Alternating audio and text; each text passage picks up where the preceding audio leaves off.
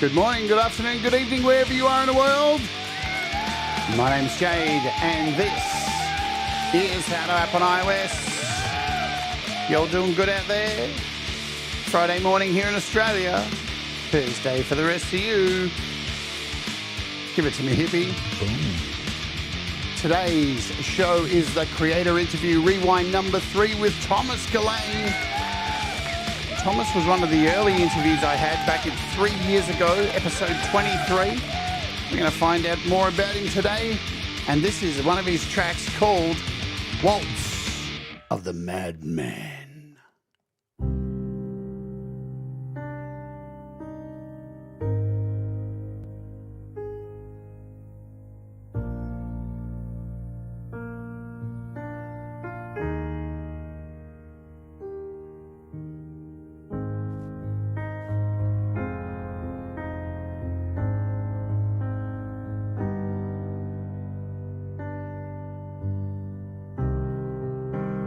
On a breezy evening, you beckon me in need of saving.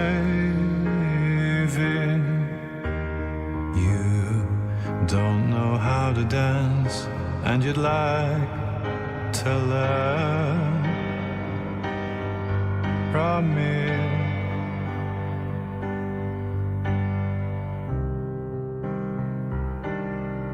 I'll show you the ropes. Just follow my footsteps. You'll be fine, I swear. I just hope that your spine can bend like mine,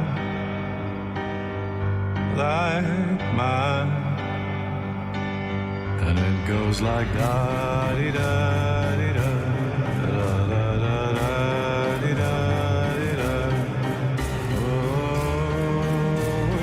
Dance with me, dance with me.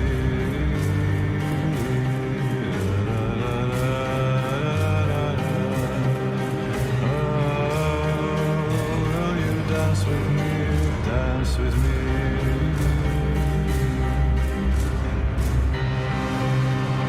Now that you've got the hang of it, I see a flaw. Your sanity is holding you back. Every sane man has an itch in their skull. Have they all even scratched out or feel what they might be called? What they might be called. But the truth will set you free if you dance with me. You'll see the angels break chains and rip at their wings when in pain.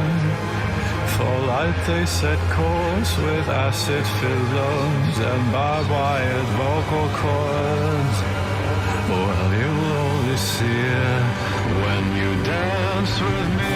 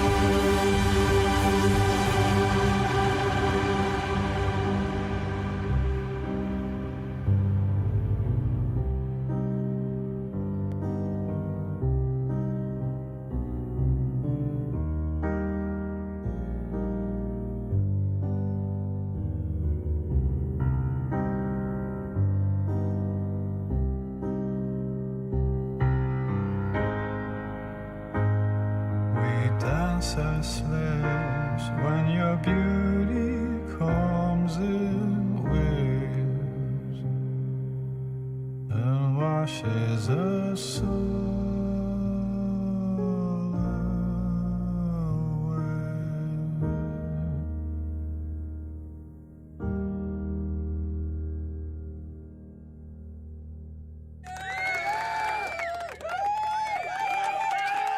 Howdy do, good morning, welcome to the show. That was Walter the Madman by Thomas Geleyn, our special guest today. How you all doing out there? I hope everyone's good and happy and smiling. And yes, I know I'm a little bit sunburnt, but it is what it is. I'm sure you'll get over it. Yeah, I got over it yesterday. Russ told me I should wear a hat and try and wear a mask and cover it all up. Russ, see ya. Anyway, you all doing good? Let us know in the chat how you're going. We'll say hello to you all about 30 minutes into the show, because that's how we roll here for the interviews. Today's show is sponsored by DistroKid. Our Creator Rewind shows are sponsored by DistroKid. Let me talk a little bit about them for a minute, and then we'll bring Thomas onto the show, if you know what I'm saying. Boom, boom, boom, boom, boom, boom. Oj. Let me do the thing. DistroKid are our sponsor today and been a long-time sponsor here of the channel, and I couldn't really do it without them. They are fantastic, not only for sponsoring my little humble little tiny little show here on YouTube, but for this lovely stuff that they give me and you to release your music online. So let's start with the 3 plans that you can do to get rid of your music, to offload your music onto the unsuspecting public. The base plan is $22.99 billed annually for you. That's under $2 a month. God, get it together, Jade. Under $2 a month to have your music streaming everywhere you want, all the places, even the places you've never heard of before. That's awesome. If you use my code that's over there, or the one that Thomas so kindly put in the chat here. I've just realized, Thomas, my bloody my Stream Deck's decided not to put any little tags up today. Yay, Stream Deck. That update that you guys did was really worth it. So thank you for putting the links for me. But yes, if you use this link here, you'll get 7% off your first year. That is distrokid.com/VIP/Jade Starr. So that is absolutely worth it. If you're thinking about releasing music, you should do so, yes, because it's worth your time. There are 2 other plans here. The Musicians Plus plan gives you 2 artists and a whole bunch of fancy features there that are all ticked, right? And then you've got the Ultimate deal, which is the one I use at $89.99 a year, and I get 5 artists because I'm a greedy musician who just keeps releasing more different bands all the time. You get things like it's unlimited songs, albums, whatever you like, unlimited lyrics, Spotify verified checkmark, royalty splits. We'll talk a little bit about those later on today in the show. Heaps of free tools for marketing yourself. You get a mobile app, and that's just the basic plan right there. So we'll talk a little bit more about DistroKid as we go on, but as usual, I want to say, of course, let's do it. I love you, DistroKid. Because I do. I love DistroKid so very much. I have so much music out through DistroKid. Been using them since 2015, so way before they even sponsored me. I've been shouting them to the moon even before they got on board and have been so kind to sponsor this show. So thank you, DistroKid, for all you do. Okay, so our guest we have on today is somebody, as I said at the top of the show, I can't remember exactly. I think he's the second interview I did. Hang on. It would possibly be the third, maybe? Second or third. But it was episode 23. I know that because I went back and watched it last night, and it was a very different show back then. If you get a chance, go back and watch the original interview. Wow, low budget, very low budget show back then, let me tell you that, compared to these days. So yes, we're going to have our guest come back on and find out what he's been doing then, because I think on that original interview, I only played 1 song of his. And since then, he's released heaps of music. So that's what these shows are about, to catch up and find out what people have been doing. All right, so without further ado, let's bring him on. Ladies and gentlemen, the one, the only, I'm going to unmute him right now and bring him on right now. It's Thomas Geleyn from Belgium. Howdy, my friend. Hello. Hello, everyone. I'm telling you, my friend, it's been so. It feels like such a long time. We've known each other for so long. Like I started this channel, you were one of the first people I promoted on here Yeah, because I fell in love with your music, and I still love your music. And every time you drop something, like I'm on it faster than a fly on dog shit. I noticed. You even made I my noticed. top 25 songs this year, like by that much. Like, and it could have. I'm just gonna blow smoke up your ass for a minute because it could have been absolute dog crap, but it still would have made the 25 but it wouldn't have been, you know. So Yeah, I get it. He'd be Metal says, I didn't realize Thomas is Belgian until now. Oh wow. I always have been. It didn't change overnight. Okay. Nope, No. it didn't. So I'm going to hit you with the first question I give everybody who comes back on the show for a rewind. If I was the CEO of a company and standing in an elevator heading downstairs for my lunch, and you came into the elevator and I was like, who are you? What would be the Thomas Geleyn elevator pitch to the CEO of the company? Hi, my name is Thomas Geleyn. I make music from my attic room in Belgium. I only use an iPad, which might not mean much until you hear what I make. I'm like the Hans Zimmer of little. No, for real, I try to make music that's specific enough for the listener to know what's going on and abstract enough for the listener to fill in the blanks. It's orchestral, it's vocal, it's how do you call it? I'm going to try and get like a more sensitive direction from where I was coming from, but it's very orchestral, very like not what you hear mostly on the radio. Give it a try. Don't fire me, please. I like your style, kid. No, so what is this iPad thing you talk of? I've not heard of this thing. Can you make music with it? Wow, I just use mine to send text messages to people and check my email. Really? Well, sir, you'd be surprised what you can do with it. All right, you're getting a pay rise. There we go. So let's go into how we kind of met because it was here. Maybe it was over at Pete's, I think. Maybe, possibly. I think Yeah. I think we saw each other's names in Yeah. Pete's channel. Because Yeah. Pete's the gateway drug.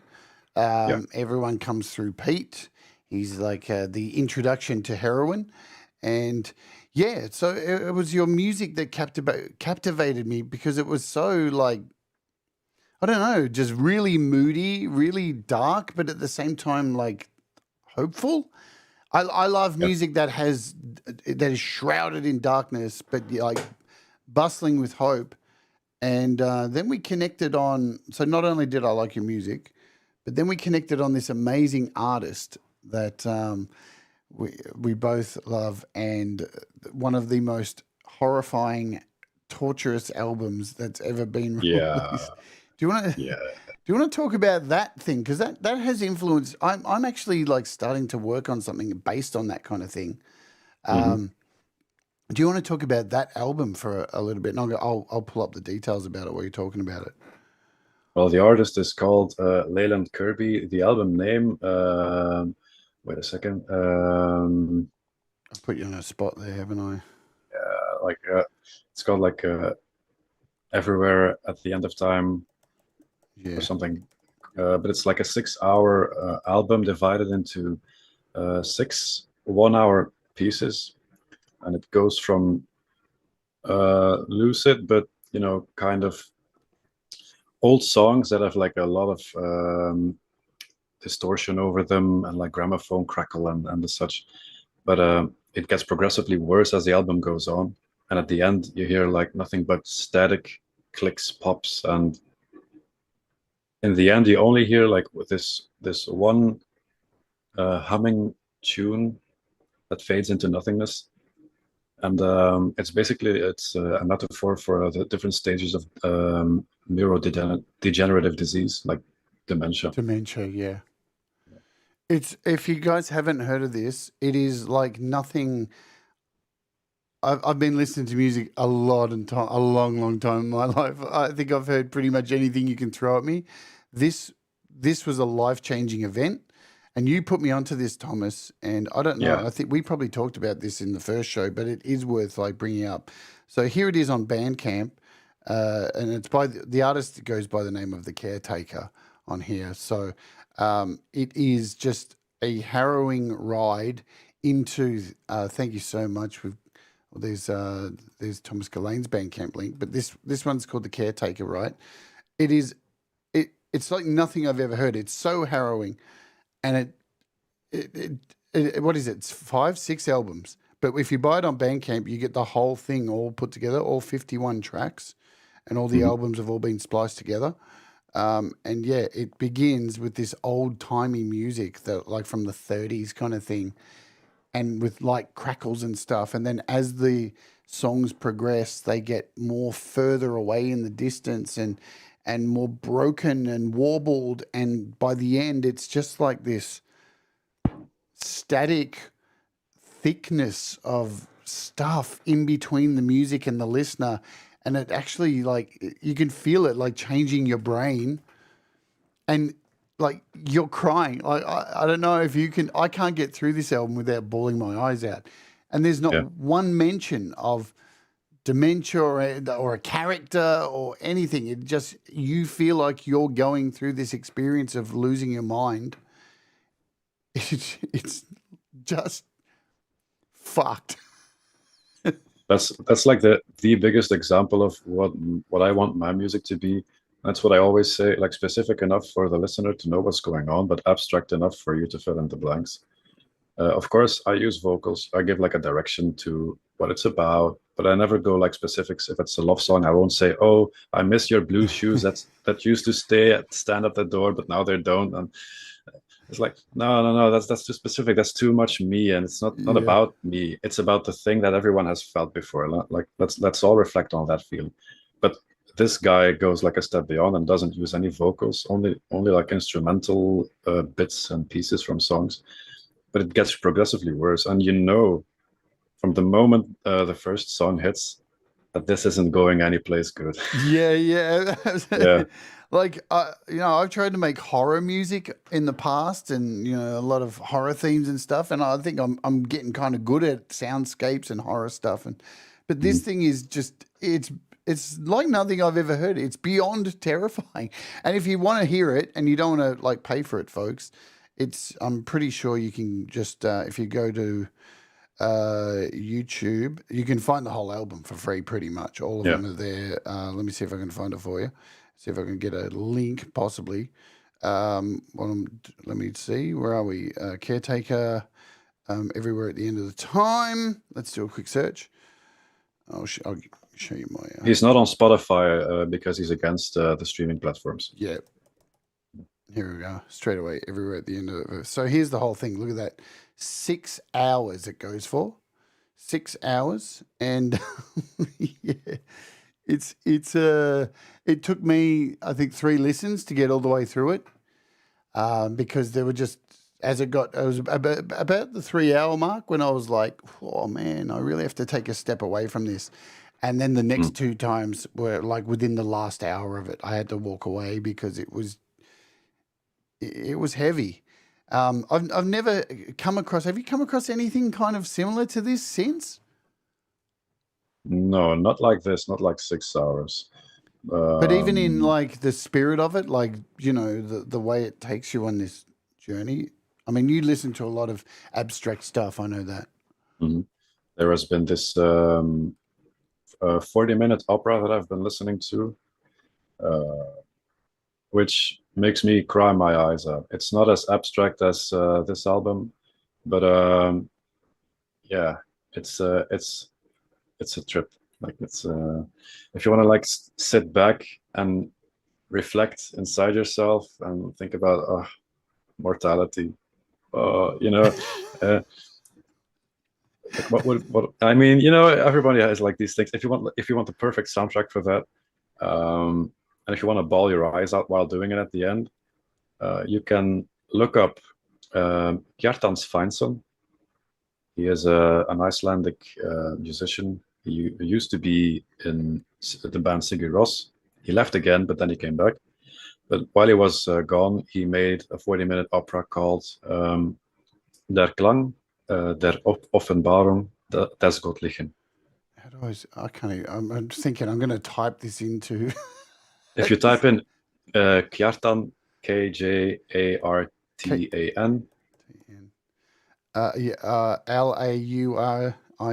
is that him?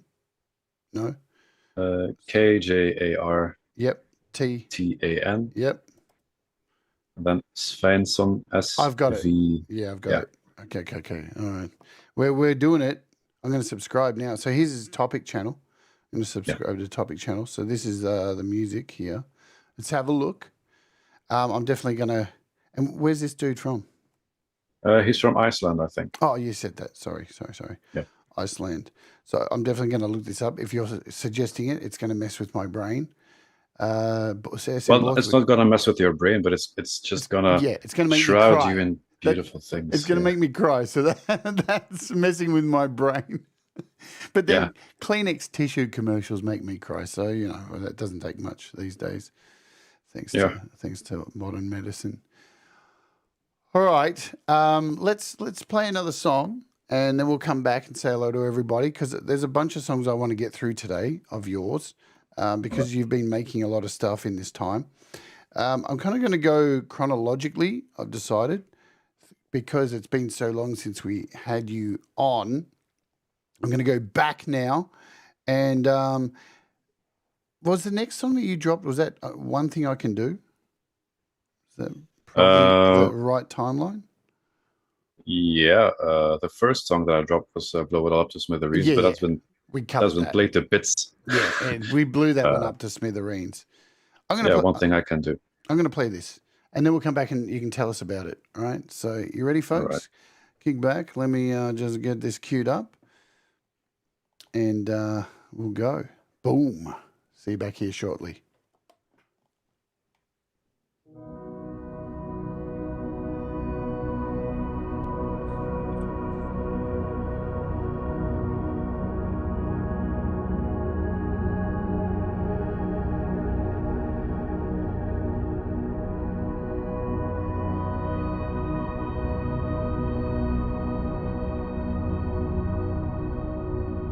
Every so often a drama occurs. Close your blue eyes as the truth unfurls. We've been led astray to a cliff-sided hill. Now it's out of our hands, we can't do a thing. One thing we can do is sing. Wide awake, my thoughts make me weak. I think I should go back to sleep. And we know what awaits us down below. It's the end, my friend.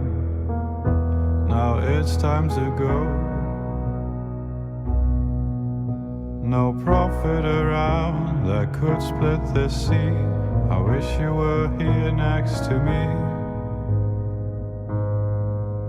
But it's out of my hands and I can't do a thing.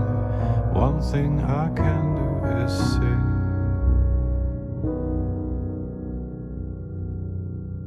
The evening is cloaked in symphony. And if I'm honest, there's no place I'd rather be. When you burn twice as bright, you'll last half as long. And I have burned brighter than our own sun. It's out of my hands and I can't do a thing. The one thing I can do is sing. While I'm wide awake, my thoughts make me weep. I think I should go back to sleep.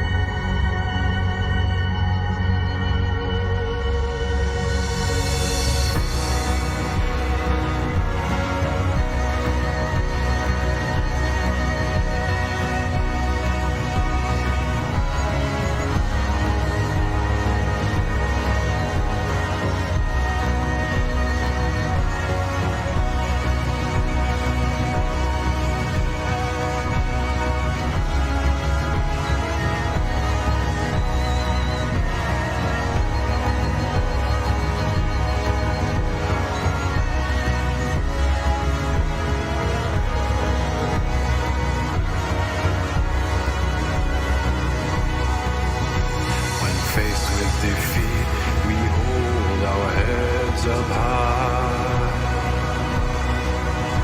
Not a word has been said, but love is still fair. When it's out of our hands, another thing can be done. We agreed that we burst into song. Well, the moment is now, so let's make it count. I hope I will see you around. As far than the history books, as long as my name. And I fear that my victories will go up in flame.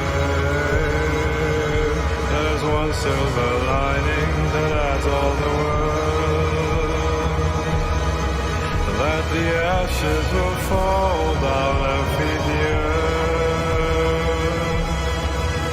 You reap what you sow, I did what I could, and the future will bear the fruit. What once was in my hands, I gave to you. I'm going up into the blue.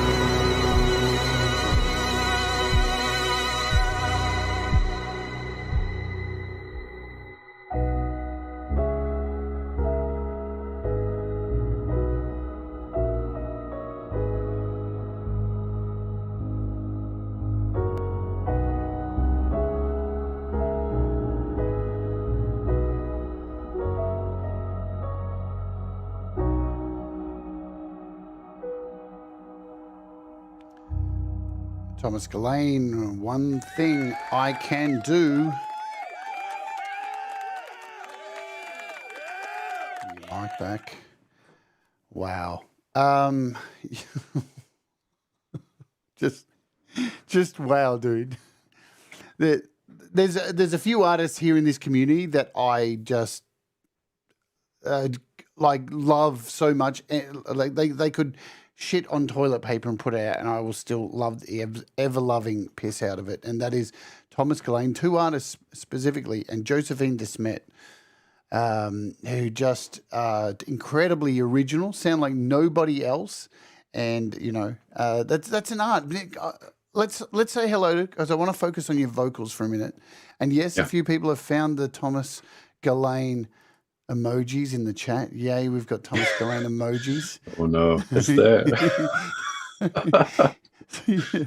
Everyone who comes on the show gets an emoji, and I try and give people emojis who are members as well. So that's amazing. It's one of the perks of being a member on the channel. So let's say hello to everybody. If you can say something in the chat so I can find you, I can say hello to you all. Hello, Seagull, Rock Squawk. Hello, Reverend Rats Rides, Ed B. Metal, Leela, of course, Thomas Christ, Joe Glenn, Ed B. Metal. I saw, who else do I see here? We saw Scott Borthwick. Russ is here as well. I saw Pete Johns earlier. I saw Jamie Mallender, Doorways into Music. Who else? Ed B. Metal, Ed Zielinski. Who else? I'm scrolling up to Cold Acre. Hello to you, Mateus Prokowski. Who else do I see? Little Jamie Mallender. I think I've got Tremor Bear. Hello to you. If I've missed, I saw Feisty Feather, Hambo Hounslow. Hello, hello, hello. Thank you all for joining us. It's nice to see over 30 of you hanging out with us today. I think I've got most. If I've missed you, I will try and go back and catch you up. I just can only scroll so high for some stupid reason. Development of a Void. Hello. I got your email yesterday. I just got it today. Gokard Go. Is that how I say that? He was in Belgium. That's my mom. Hi, Mum. Hi, Mum. It's my mum. My number one fan. Do you know how many mums I have, second mums now, Thomas? Like I've got Probably loads. Russ's mum. I've got Brad's mum. I've had so many people's mums on this show. Maybe I'll reach out to your mum one day and get her to come on the show to talk about you. That'd be fun. Oh. I'm sure she's got a lot of beautiful things to say. But hi, Mum. Hope you're doing well. I will briefly talk about that later on. Gregory O'Sullivan is here as well. Hi, everyone say hi, Mum. Flowers in there. I'll do a hippie. Boom. Boom. Boom. Put some flowers in the chat for Thomas Geleyn's mum. Boom. And some roses and crimpets and crumpets and Boom. There you go. There's my terrible hippie impersonation. But all right, so we've said hello. Mixed Club, hello to Mixed Club as well. And I think I got most of you. But thanks all for being here. So let's talk about vocals, because I remember you were a little bit, not sure about vocals when I first met you. You were very uncertain, and I remember hearing your vocal and going, oh, damn! If there are ladies in the house whose seats aren't wet right now, you're doing it wrong. You need to replace your ears, because you have a very, very thick and warm and very expressive voice, and you were very like, oh no, I'm not a singer or anything. Yeah. Are you more comfortable with your voice now? I am much more comfortable with my voice. I actually now that I've heard the song, like that's one of the songs that I avoid the most, because I hear lots of mistakes that I did, or like, things that I could have done better, but I didn't have the knowledge, or I was still growing, which I still am today. But certainly with that song, I have like, the lyrics were good, but vocal wise, I was very restricted. I can hear it in my own voice that I'm restricted now. I try to minimize breathing noises. I also was singing quite timidly, held back. Inside you can hear that. Yeah. You can hear that. I couldn't shout it out, but I also didn't have the equipment that I have now. And even with the equipment that I have now, I'm still planning to upgrade it. I still have a USB mic, and I want to upgrade to an XLR mic in the future. Just to get more out of my voice, because I can do a lot with it. I've been experimenting, even at work when I'm stacking off crates of potatoes or crates of cauliflower. When I'm in the freezer, I'm just singing, and I'm making noises that you don't hear a living being make. I'm just making noises You're becoming a death metal head, aren't you? Yeah, no, not like that. But I'm just trying to discover what my voice can do. And there's a radio playing with all the pop songs, and I just sing along with them, and I do my own thing. And sometimes I even shout out the lyrics, but still at tone. So it's not like I'm sounding like a cat with false singing or something. I just, try to loosen up a bit, try to get used to having my voice out there. And with the more recent songs I did, I tried to use that, and I tried to raise my volume, or use a pitch that I haven't used before, but I know I can do, but was way too unsure to do. So I've definitely grown vocal wise. Brad, hi Brad. Brad examples here in Falcro. Hello, and wet spot tropical fish. Jesus, Rhett, you have got some stupid names. I swear, I know that's you. He says Thomas Geleyn's music is he's one of the greatest songwriters in the community. He's brilliant. It's true. I think so. But yeah, from the instant I heard your voice, I was like, oh my God, this dude's singing inside himself. And it's such a crime to hear that. Mm-hmm. And I get it. I remember back in the old days, you'd be on Facebook and you'd do these little Facebook lives. You in the dark with a little camera on your piano, not showing your face or anything. And I think it was me and somebody else were always there watching you play. And I was like, this dude's I felt like such a crime. But at the same time, I felt like, he's all mine. I'm discovering greatness, and nobody else knows. So fuck off, the rest of you. That's how it felt, It's when you find an artist and you don't want to share them with the world, because then everybody's got them, and then you go, they've sold out now. Everybody loves them. Yeah. I get it. But yeah, that's really good to know that you're going to get a microphone. And it's really good to know that you're singing outside yourself. Because I remember you sent to me and said, I'm working with harmonies now. And I saw here you're doing harmonies. Was there anyone who you've performed with that has helped? Because that's kind of going to lead me to the next artist you work with. You released a song with somebody I've had on the show. Yeah, James Timms. I had a single with him. I had this idea, like this structure in my head, and I thought like, oh wow, I could try and play this on piano, but I'm like, I can't find anything else like to add to this. So I tried to like make like an electronic song in the genre of electronic. It's not my go-to genre to listen to, certainly not one to make, but this is one that I had to make because I just felt like, yeah, there's just enough to do with it. And I was thinking of like vocals, but I couldn't. I mean, I couldn't make my voice fit with the song, and I heard James Timms for the first time on the GarageBand users group, and he did a cover of Gnarls Barkley, "Crazy," and I was blown away. Like, how does such a guy exist? Like, how does such a voice exist, and like nobody knows about it? Like, it just sounds like Gnarls Barkley, but like even better than Gnarls Barkley. It's like, what the hell? Get It's out of here! ridiculous, isn't it? It's just ridiculous. Yeah. And you know, here's the other thing about James too. He's so unsure about himself. And there's Really? yeah, man, I had him on the show, and you know what he's like. He posts his songs always in the GarageBand users group and all this, Yeah. and he's always asking people, "Is this? What do you think of this?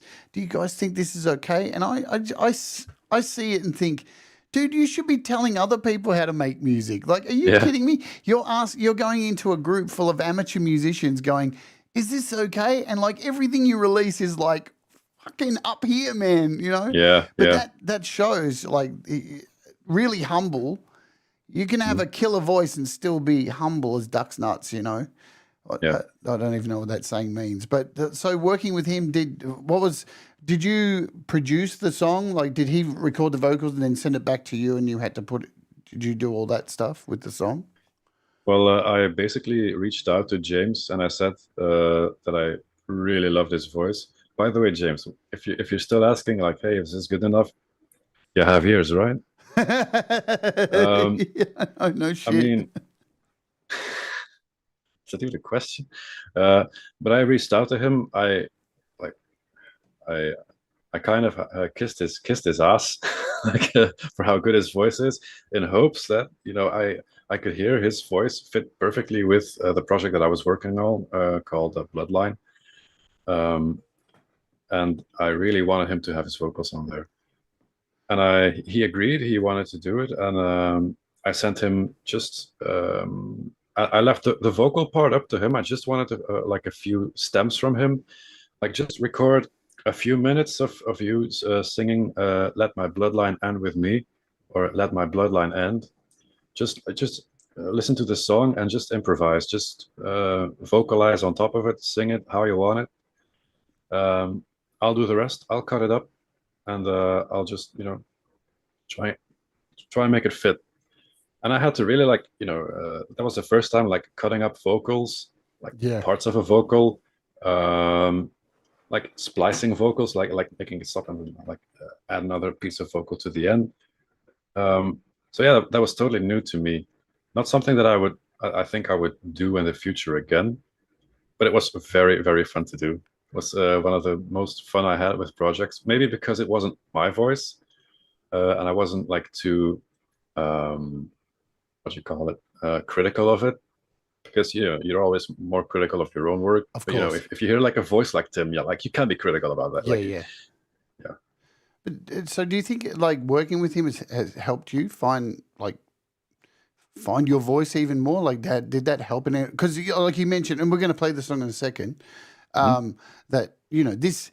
Wait till you hear this, guys. If you haven't heard this before, this is totally out of your wheelhouse. This music is totally not. When I heard it, I was like, "This is Thomas Geleyn. What is going on? What happened?" No, I thought maybe somebody like put some MDMA in your drink, and you're like, now you're at a rave party. What's going on, man? Something happened.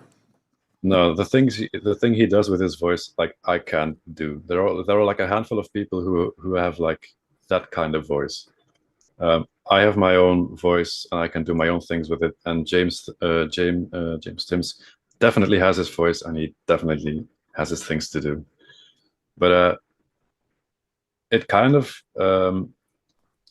I don't know if it was like a conscious thing, but hearing his voice, like, of course, it made me think, like, wow, Jesus, like he mastered that. Like he's mastering his own voice, and I kind of want to do that too. I need to like get comfortable. Yeah. If I wanna convey my message, if I wanna make the music that I want to make, like my instrumentals, I'm very like specific about my instrumentals. I need to be more specific about my vocals, and I think that kind of like was a tipping point, like hearing James Tim's work. Yeah, for sure. Let's play it. You ready, guys? Check it out. If you haven't heard it, you're going to hear it now. You're going to hear a lot of great songs today because we've got a lot of stuff to cover. So, you know, we're going to chat and cover a whole bunch of... There's been a lot of material that my friend Thomas has released that I want to cover today. So kick back. Let's do it. And we're going to backtrack after this. It's Oge, exactly, Ed B. We're going to Oge right now. Oging away. Let's do it.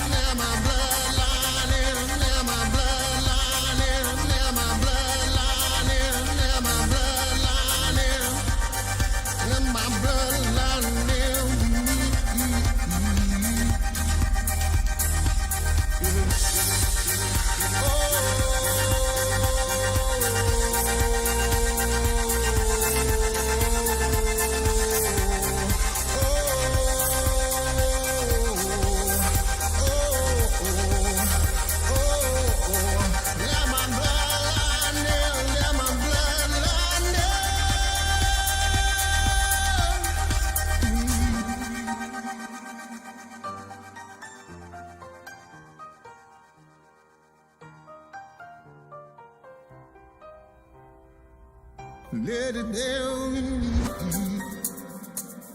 Let it down in me. Let it down in me.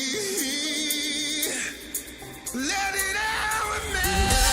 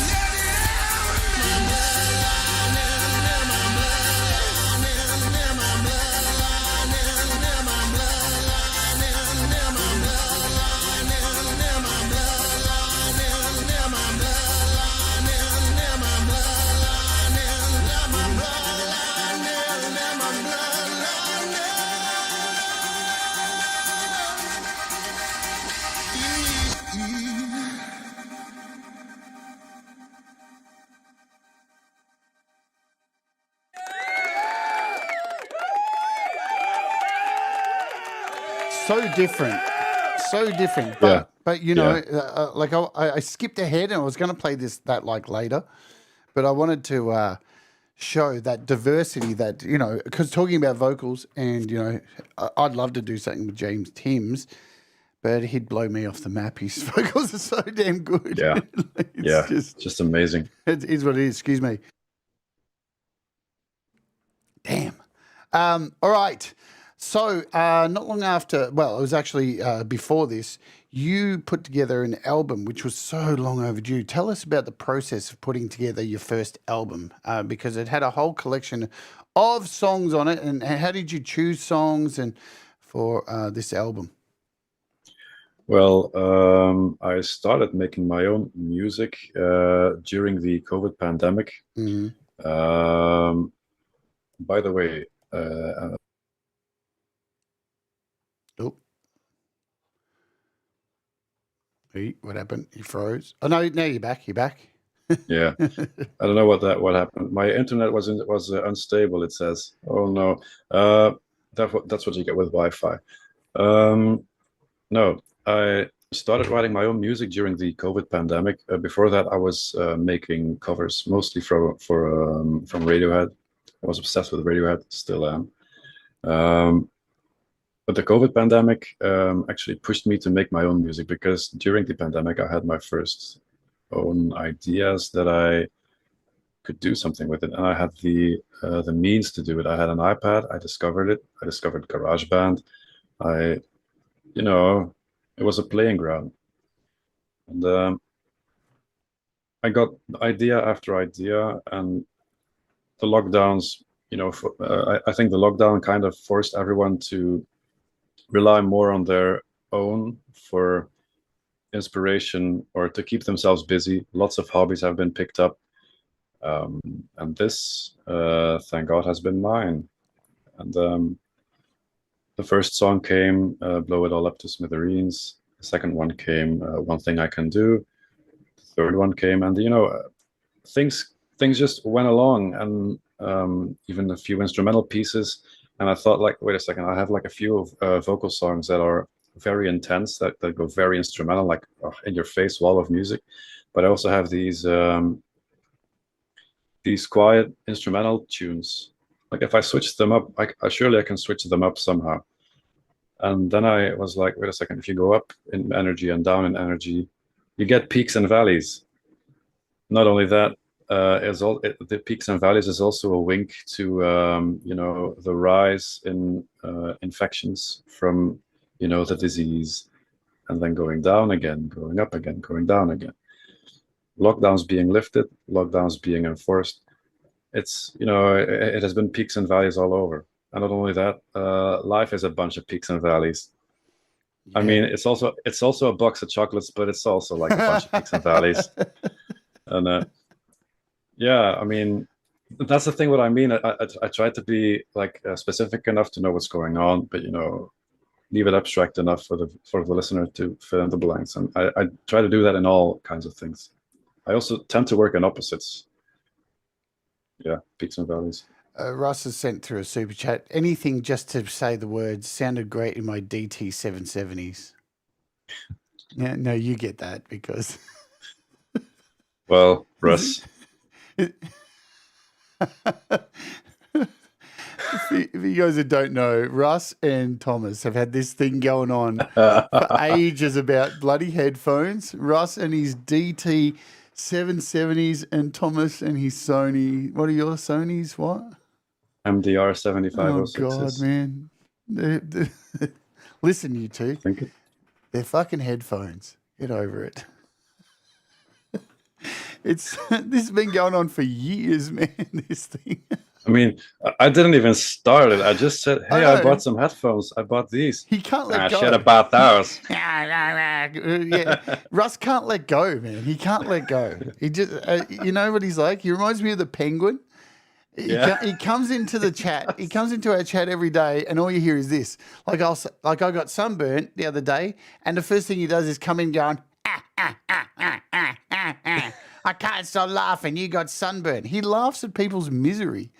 He's evil. Yeah, he does. He's probably laughing right now, going, "Yeah, I love Misery. Misery makes me so happy." It's a thing. Or he's waving his fist in the air like, "God damn, my DT770s are better than." Fucking He just loves poking people. He's like, yeah. he's, you know, I reckon he's one of those kids who sees a dead animal on the side of the road and has to have a stick and has to stand there poking at it for like an hour, just seeing if it twitches. You know, that's Russ. The animal comes back to life and is like, "Bro, please stop."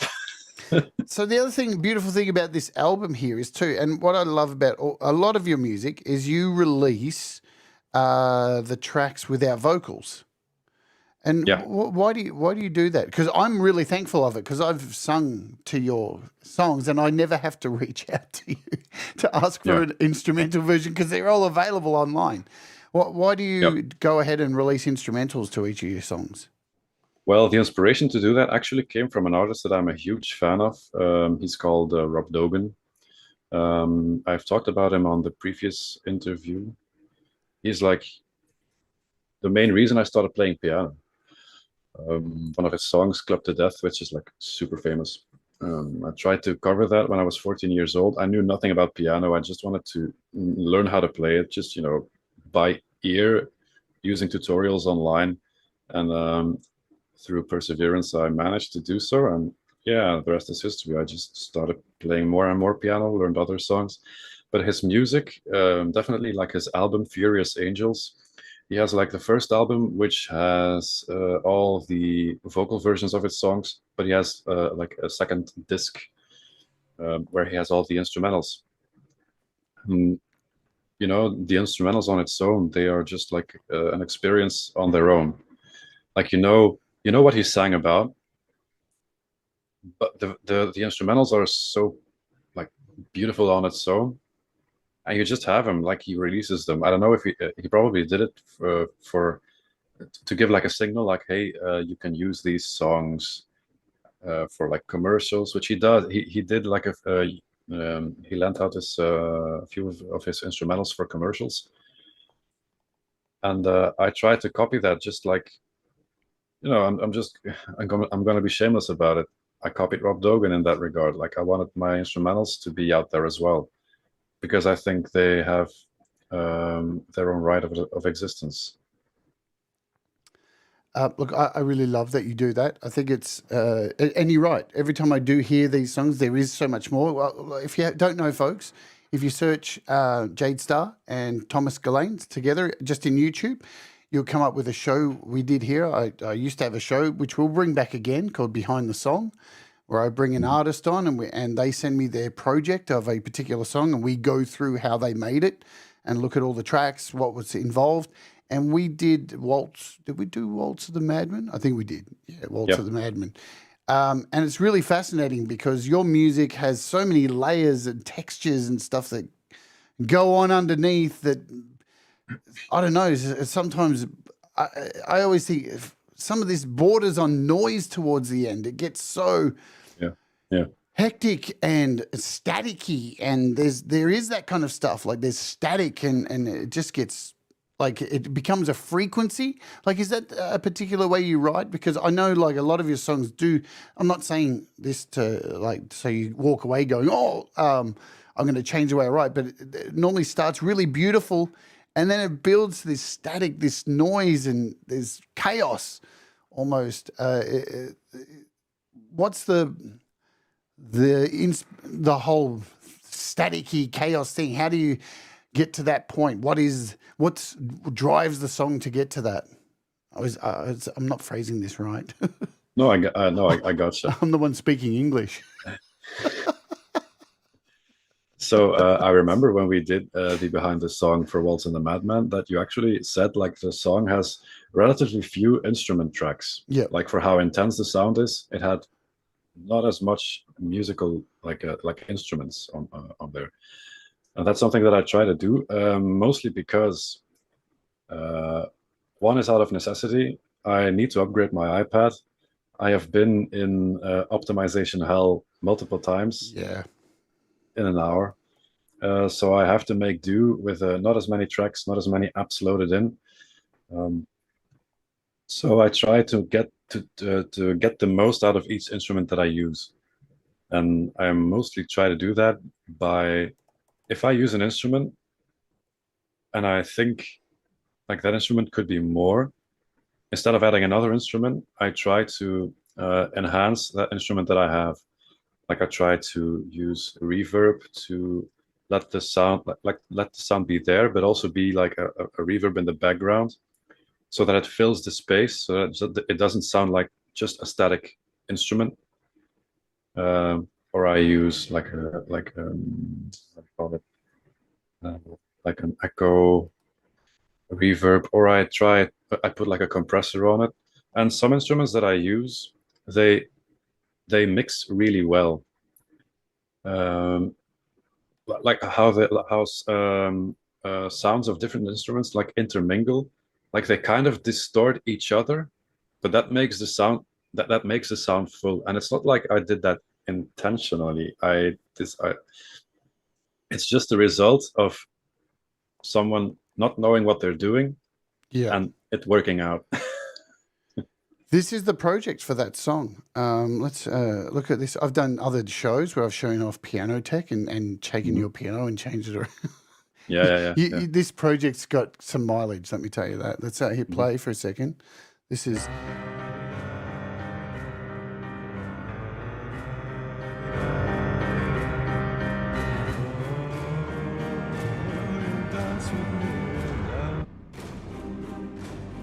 I'm just going to quickly go through some of the tracks. Look at this. Yeah. Let's bring in this next one. Listen to this track. Yeah. It's just... Yeah. Then we got... Yeah. Then we got That's this a rumble. one.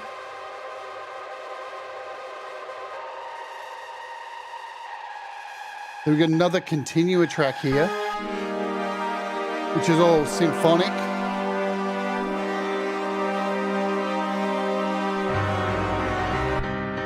Then we got the piano.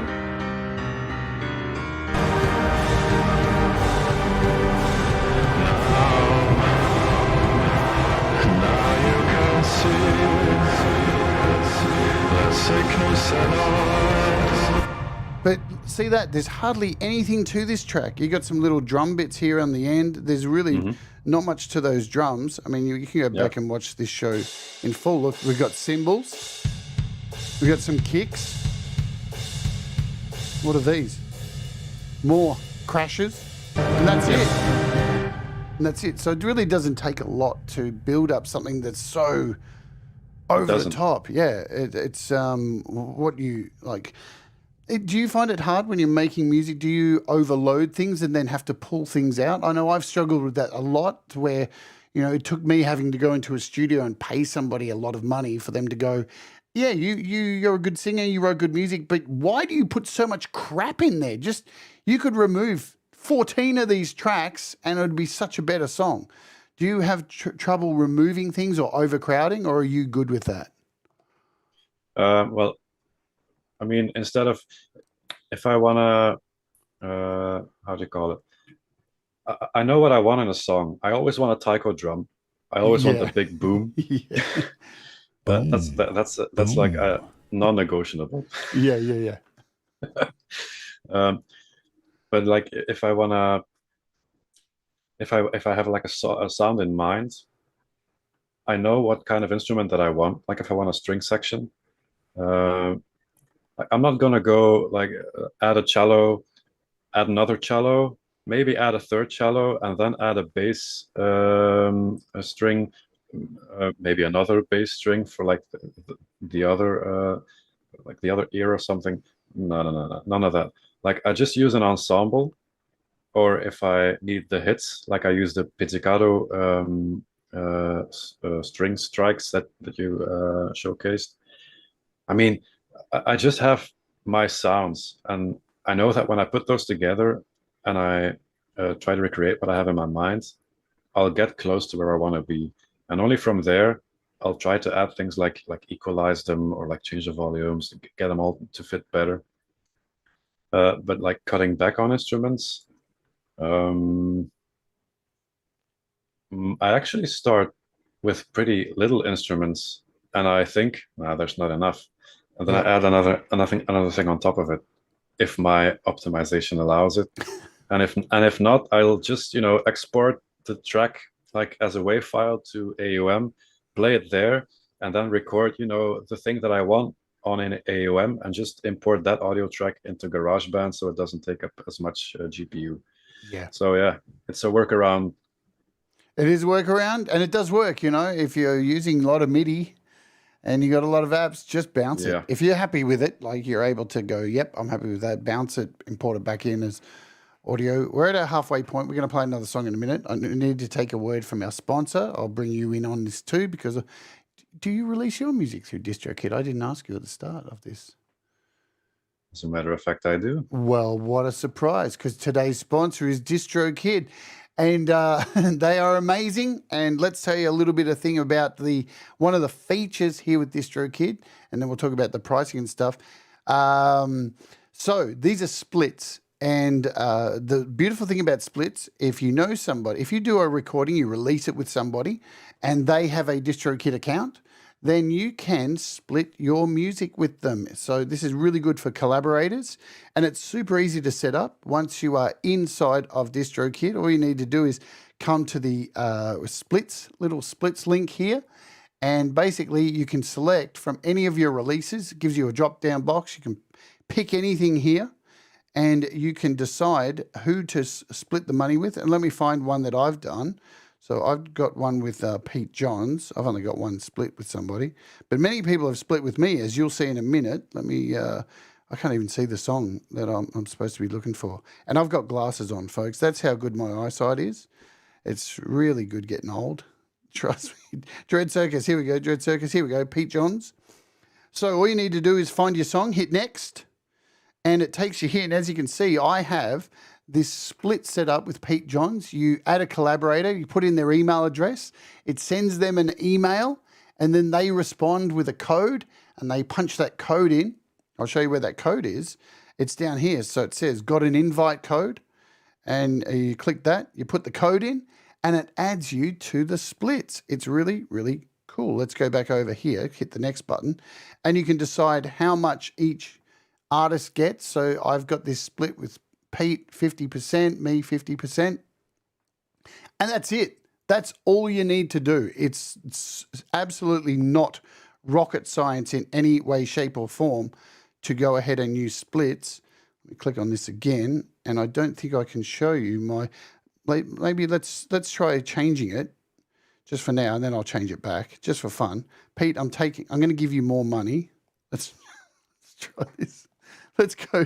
More money. Let's go 55%, Pete, and review changes. There we go. Saved. Pete's getting more money now. Oh, now I have to put in my password. Let me just come over here for a second, bro. I don't need to use a strong password. I've got a password. What's going on? Choose my own password. I've got a password. Why would I do? I can't even remember what my password is. So, but that's how easy it is to go ahead and do, except I had to put in my password.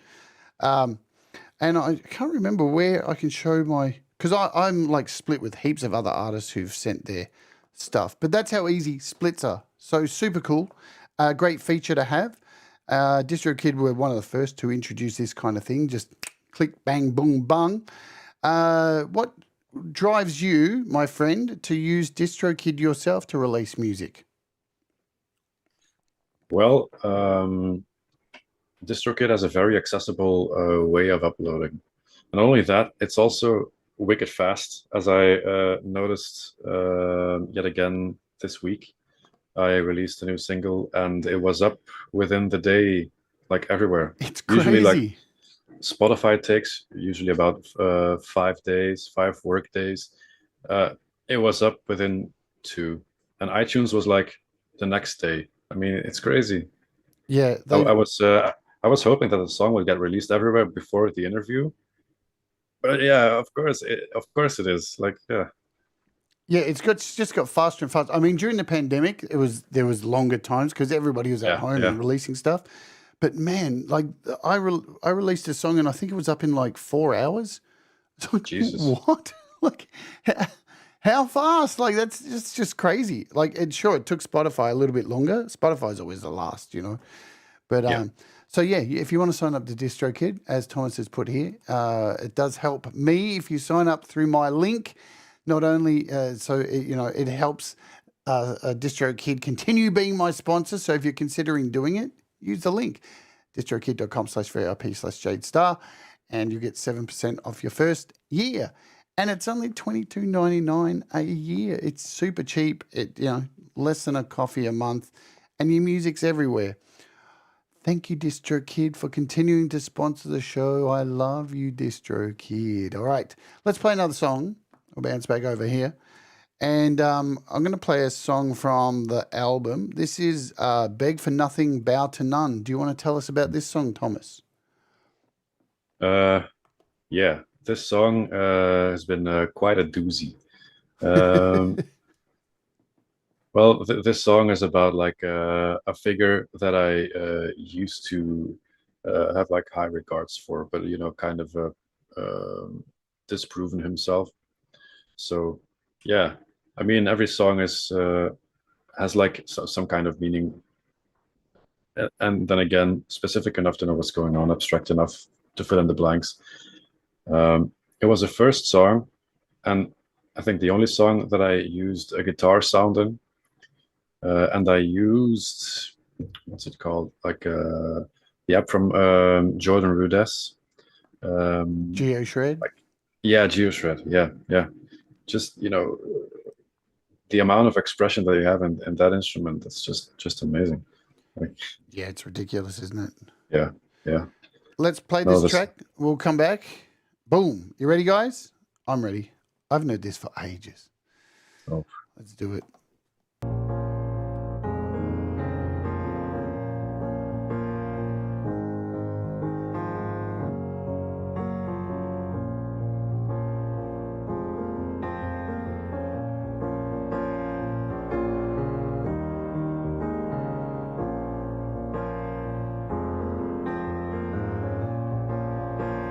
Look who has awoken, a man with nothing to fear or to lose.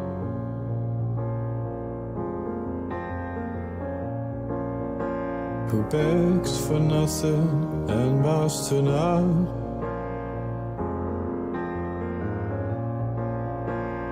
Beg for nothing and bows to none.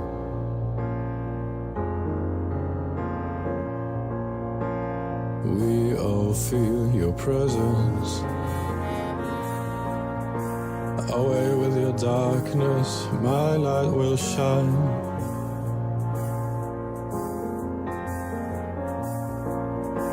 Cause I'll remain patient when you're out of time. While I see your piercing gaze into mine. Your sins outweigh your virtues. Pray to the gods, they won't forsake you.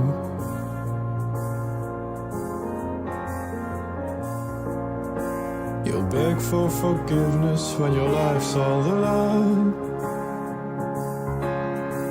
The joke is on you, 'cause judgment is mine.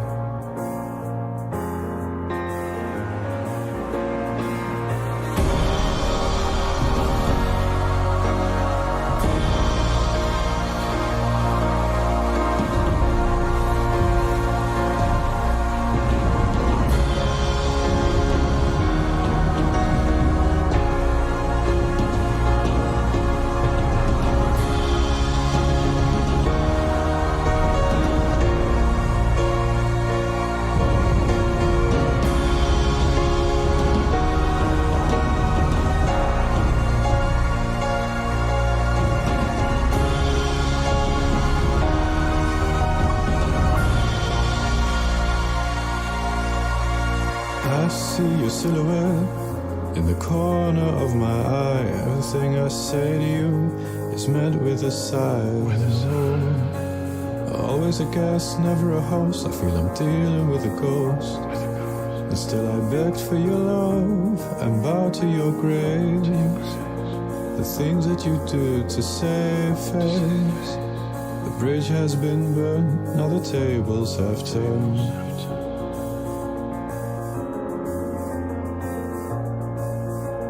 It's dear to your heart, manipulative art. I was once your subject, now I no longer take part. I know you got love to give, but I want none. I want none. I want none. I want none.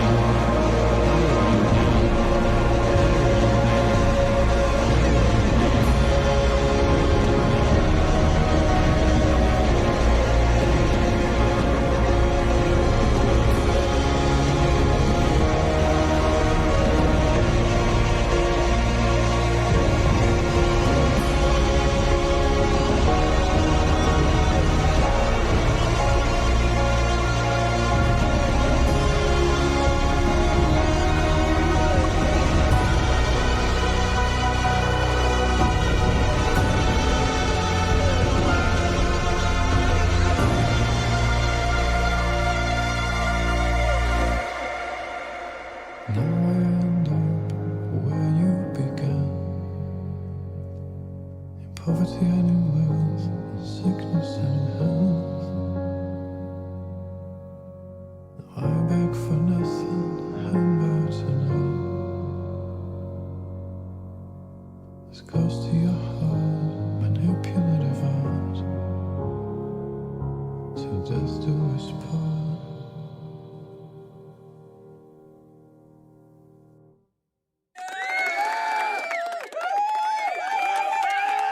Man, there's a change right at the end of that song. I don't know if it's mine or whatever.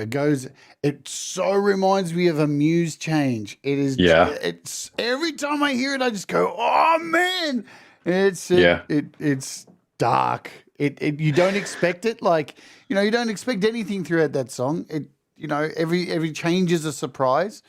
But then there's that transition and you go, oh, where's he going? It's like walking one of my walking tracks and then finding one of those little paths that just leads down to a lake and all of a sudden you're there and you're like, what the hell? How did we get here? Yeah. Yeah. It's really hard to generate something like that in a song. When you came up with that bit in the song, were you like going, oh, that's a winner? I was like, okay, I need to finish this up. Like the intense part has been going on for long enough. How do I finish it? I was like trying to find ways to finish it, and I was like, man, it's kind of lame. And it's okay. That's what people expect. And sometimes ending a song how people expect it, or like making a song how people expect it, can be good. Like you hear like these songs, and you can, even if you heard it for the first time, you can go like, oh, he's gonna go there, and then it goes there. And then you get like, you see, he does. But this time I wanted to have something like, nah, let's turn around that pretty little neck of yours and try and do something Snap different. it. Yeah, just snap it and just, huh? What? But it's so delicious. It's very creamy. I don't know. Is. There's just something about those kind of changes that really... Oh, I could just go back and listen to that bit over and over again. I mean, it's an amazing song. And the difference too with your vocals, like you can hear, and the reason I want to play a bunch of songs today is you can actually hear with each song the progression of your vocals. Like that vocal was really up front, and it almost feels like you were starting to you weren't burying your vocal any longer. Like I felt like the first couple of songs, they're in there, but they just felt a little bit buried, where that was so present, and it was just, I don't know, it seemed more confident in its delivery. So, but that's what I took away from the song. You're back. It's all right. I saw you freeze for a second. You're back. Yeah, it happens. It's that Belgian internet. Yeah, yeah. But were you getting more confident then with your vocal? Like, can you feel that difference? Yeah. Like you can really like the album isn't structured that way. The album is structured more like front to back. Like what's more recent has come first, and further as you go down, like it gets to like the way earlier stuff, and it's kind of a gripe that I have, and I don't know how it's gonna be with the next album, but yeah, you can hear it in the album just in reverse. Sorry. Yeah, but like you don't like if people don't know, haven't heard your music, that's not going to even have an effect. You know what I'm saying? Yeah, That's yeah. not going to matter. It's just because we were kind of there in the beginning and know all that. I remember blow it all up. I say blow it all up. Blow it all up. Was when I first heard that I fell in love with that song. I still love that song so much. It's Even that though that song was actually quite vocally, like for the first song that I would write, just like as an amateur musician, like doing it on my own, that song was pretty out of my comfort zone in the end. Like the falsetto that I did at the end, yep. yeah, yeah. It's that But then I opening took line. like a step back. I want to blow it up. I love that line so much. Yeah, It just is. It reflects like me waking up every day. I just want to blow yeah. everything up. I don't want to get out of bed. I want to just blow the whole world up and start I do again. too. Yeah, I do too. I think we need a refresh. Hey, Pookie, welcome along. Welcome along. So let's talk about something that was released this year, which I knew as soon as it was released, you'd be really excited about it. And it is an app. I'm going to bring up. Oh man, it changed everything, didn't it? I can't. Oh boy. I can't go back to anything else. So this year, if you don't know, folks, this is on desktop and on PC. This is Piano Tech 8. This thing's been around for a long, long time. It's been getting continuous updates. For a lot of people, this is the go-to piano app for possibly the best sounding pianos on desktop and Mac. And this year they released it on iOS. Oh, it is such a beautiful piano, and it's not real.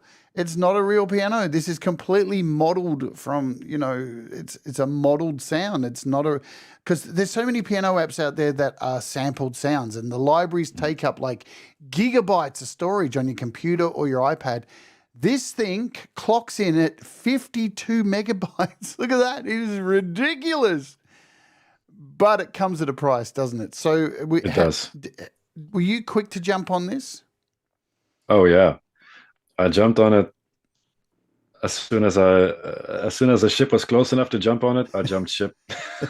Because you're a big user of Ravenscroft, Yeah. and I don't know if you are a fan of Pure Piano and Pure Piano Upright. I like those as well. They got different sounds, but Ravenscroft was your thing. You've even made patches and stuff that you can get on your channel. But yeah, next level this thing, and the price is Kim, didn't you win this? Were you the one who won it on my? I thought it was Kim who won a copy of this. Yeah, that's the one that's worth like $1,000. And it would still be worth it. Yeah. And we were both saying at the start of this show, we only both. Oh no, Thomas won it. There you go, Thomas won it. See, I forgot. That was Scalar. You won Scalar. There you go. Another great app. Were you like saving your pretty pennies for this? Was it or did you already own it on or not? No, you don't have a PC. You don't use PC, do you? I don't use PC to make music. Like everything I do is on an iPad. And yeah, no, even on PC, I couldn't I'm not that technologically advanced to use like the DAWs on PC. Maybe sometime soon if I want to get to the nitty gritty of it. But no, I had to wait like everyone else did until it came out. But as soon as it did, yeah, I just like took my wallet. I just take my take money. it. Take my money.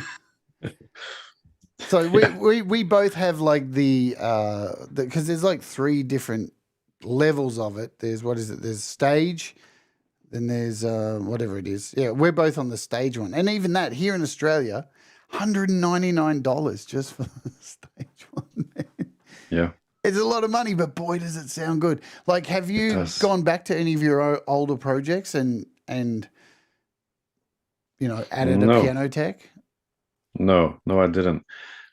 Because, with the sample-based apps that I use, like Ravenscroft or the Pure Piano Upright, um, like the velocity I had to use there, it won't like correctly apply to piano tech. Yep.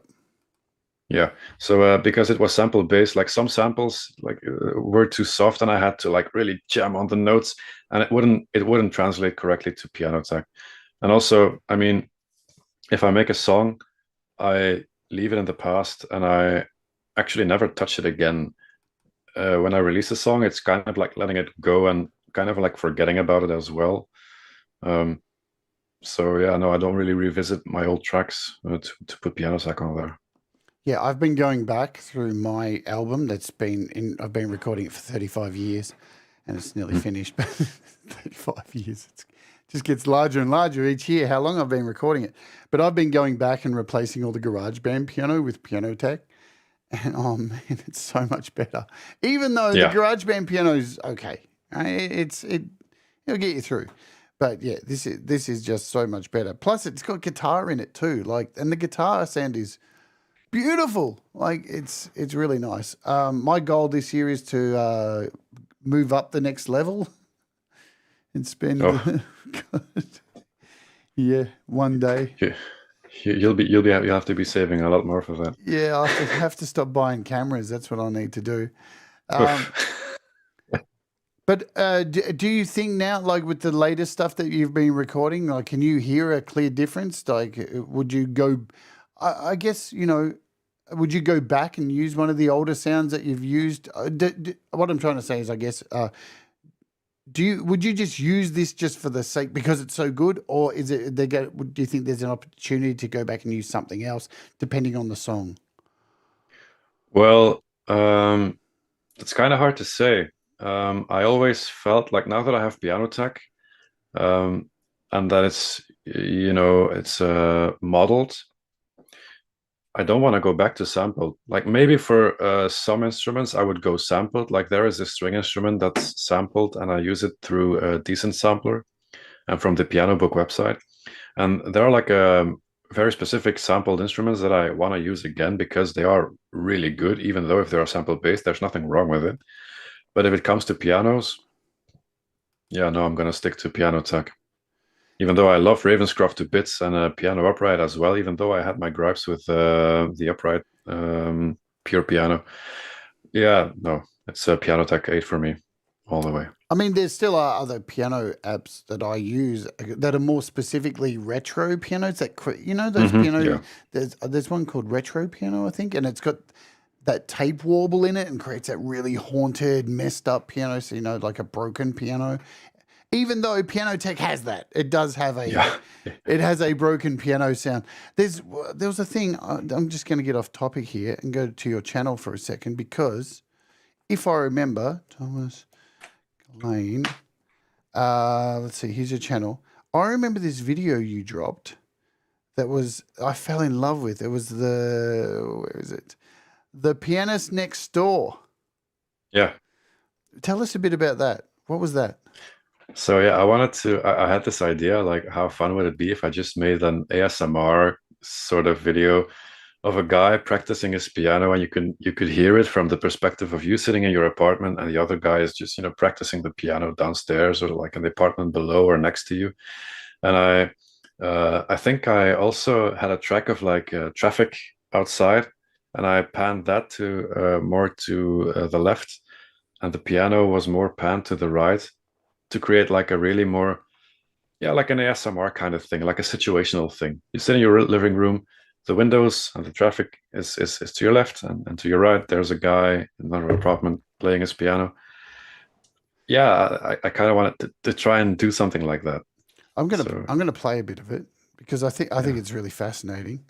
We may not play all of it, but let's just play some of it. So this is as you just heard, this is called The Pianist Next Door. I just think it's really unique. Hi Pete Johns as well, and hi Shelley in the chat. Let's Oj over here. We'll keep us on the screen.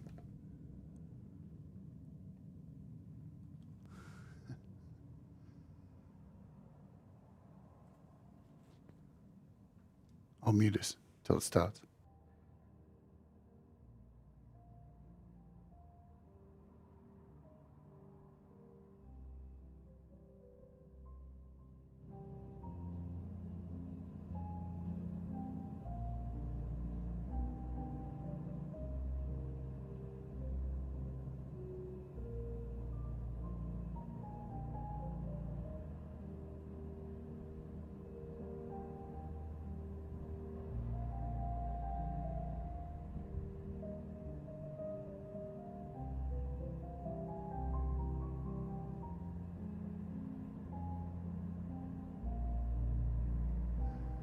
See, this is the stuff that just.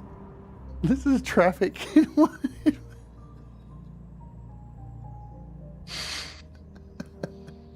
People were commenting on the video that was too quiet. They didn't get it.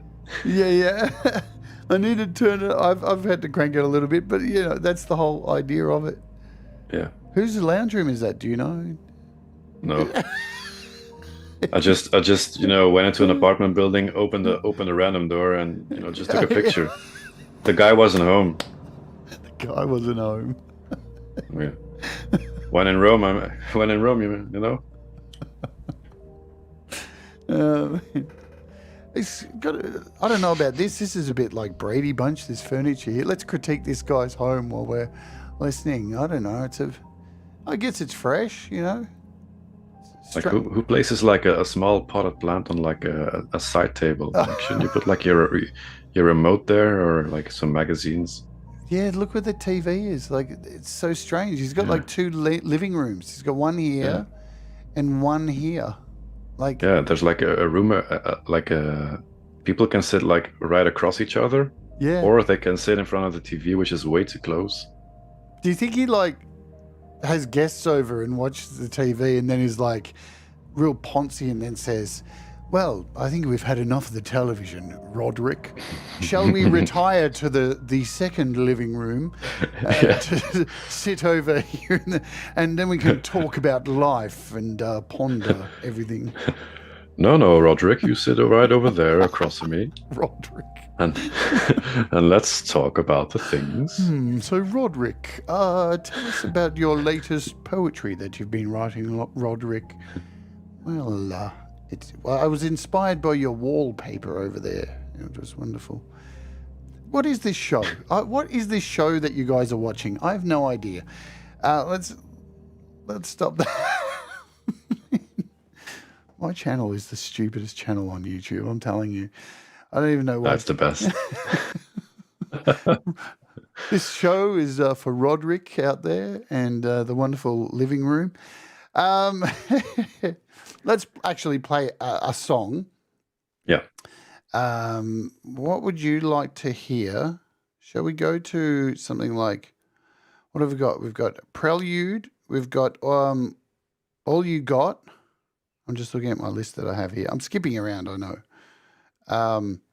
What would you like? What would you like me to play? I'm going to close with a new song. Anything you'd like me to play?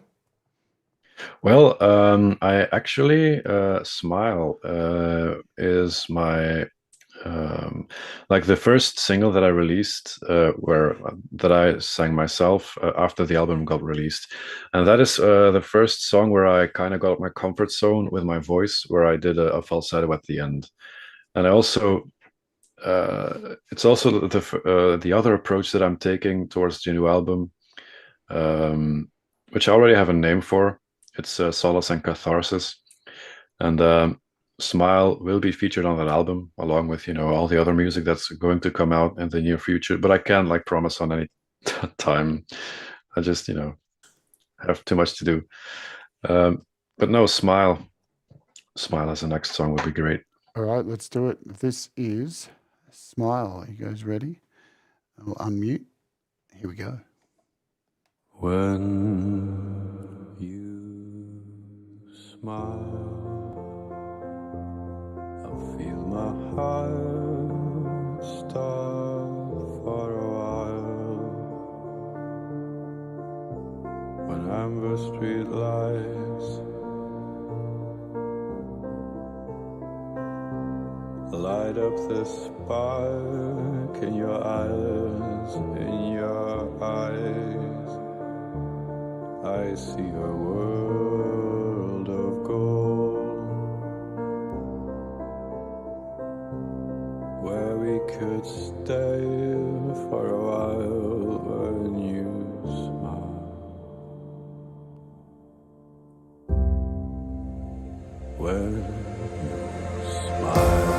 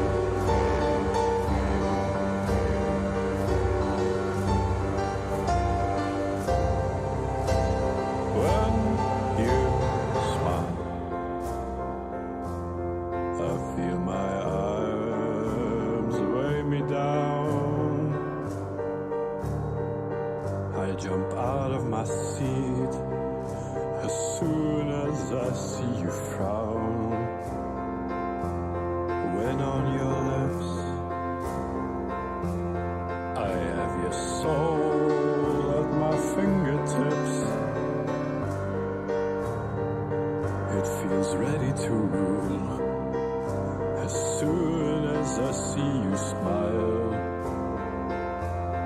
when in your eyes I see you smile in that Michelin style. Oh, please stay for a while with your fingers curled in mine. Oh, and you smile.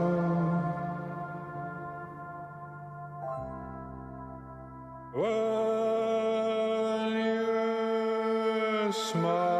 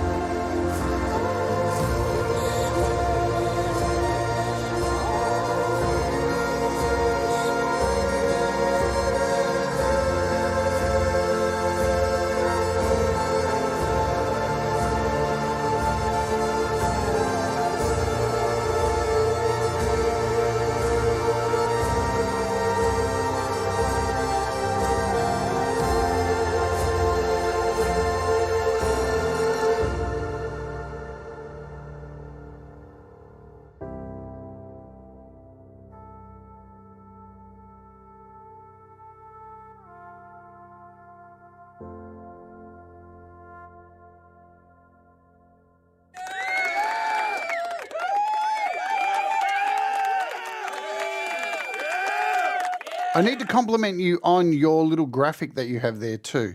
You guys have probably seen it all the way throughout, the little photo of you with your beard.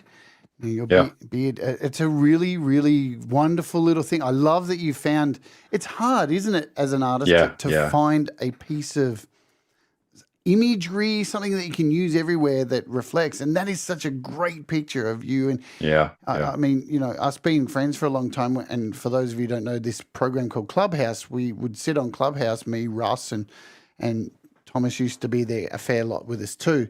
And you have those Apple earbuds, and the microphone would always rustle in your beard. And Brad used to masturbate to it. No, that didn't happen. That's not true at all. But we miss hearing the rustling of your beard over in Clubhouse. Yeah. It hardly ever works out with work. I can't join. Yeah. Well, speaking of that, I think we covered this, you know, when you were on the show last time. You know, you work in do you still work in a grocery store? I still do. The world is such a messed up place, right? Yeah.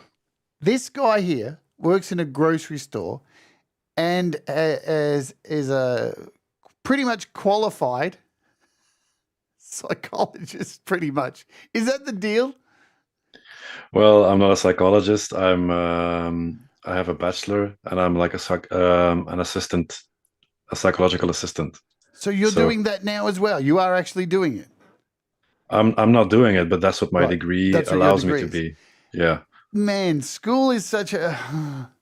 You go to school, you get these qualifications, and it's a bizarre thing. Well, the thing is, I am applying to jobs, but there aren't many in the area because like the degree is not that well known, and it hasn't been like structured as much in the law. So like the framework around my degree isn't like that built out. So yeah, I don't know.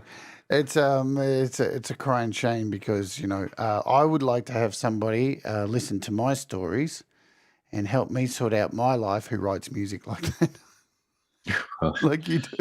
Maybe that's what you should do. Have you ever thought of that? Create. I'm a firm believer in becoming a free range human, creating your own job opportunities.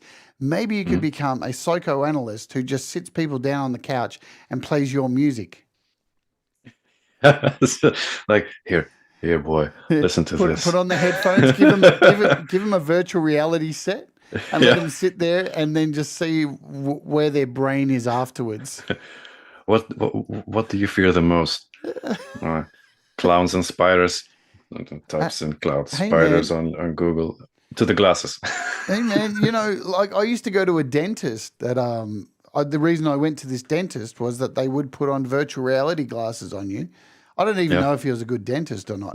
But the guy with a jackhammer like on top of you? Yeah, he's like, he's totally destroying my entire mouth. But these virtual, like they weren't full virtual reality glasses, but they had Faulty Towers playing in them. So I'd lay there watching Faulty Towers and have no idea what was happening while I was gassed up the wazoo. But what a great business plan. And he would say to me, he goes, oh yeah, you wouldn't believe the customers I get coming back going, that's the Faulty Towers dentist. Well, yeah, I mean, he has a name for himself. Exactly. So, why the hell not? Thomas Geleyn, psychoanalyst, sits back, does nothing like most psychoanalysts. Like I just invite people to like promote my music as about, oh yeah, okay, depression. Have you listened to this song? I made it. What do you think of it? Do you agree with me in this respect? A lot of people fear going to a psychologist, right? Now, as a trans person, we get forced to go there and tell them what's going on, so then they can approve us for hormone therapy, right? I know there's a part of this world full of crazy people out there who think that there are doctors just like giving children drugs to turn them into the opposite gender. It's not real. You're an idiot if you believe that. That just does not happen. But like you have to go through a very stringent set of, like over a year of being psychoanalyzed before they will do this. But do you think there's a world out there of people who think that psychotherapy, whatever you want to call it, psychology, people go and see these specialists expecting a magical answer? Because I hear people all the time, right, Thomas, say, I've been seeing a therapist for 2 years and when's it gonna like fix everything? And I don't think they understand the concept of what happens. There's never given a magic answer, is there? No. Like there are frameworks that psychologists work with. Like they use different types of therapies, depending on what kind of specialization they have. If you're going to a therapist for 2 years and nothing has changed, maybe you should like switch therapists. If that therapist doesn't suit your needs, you can have like a bond with your therapist. Just like you can't like, you don't have to like anyone. You can't like everyone. And if you don't like your psychologist or your mental health practitioner, you're free to switch to a different one that like you feel safer with, or you feel like resonates closer to you. But that doesn't mean that it's gonna like say that you're right about anything or just gonna listen. Like if you expect the answers to come to you when doing therapy, you're thinking about it wrong. Like psychologists they are not experts in people, they are experts in change. And that's the hard thing. Like they can't change you, but they can help you change. Yeah. The first thing about that is like accepting who you are and accepting what has happened, but also accepting what needs to be changed. And I always had it told to me by one of my lecturers, like I can give you crutches, but you need to walk on your own. Like walking, you need to learn how to walk on your own. From my education, when I studied psychology at university, this is what I came away with. As a practitioner, your job is to sit there and listen to people and then basically reiterate back to them what they are saying, because they clearly are not hearing the things that they are saying. That is why you ask open-ended questions so people can explain themselves, and people actually have the answers to their problems already. But it's to get to the point where you reiterate back to them exactly what they're saying. So you're not giving them a magic answer. You're just trying to get it, repeat back to them. Yeah. This in a different way, and one day they're going to hear it and go, what? So the problem is all the stuff that I've been saying to you. And it's like, yeah, you had the answers all along, you idiot. Yeah. It's just like people know what is wrong. Like they don't have to look that far. Yeah. It's mostly likely bursting through denial. Yeah.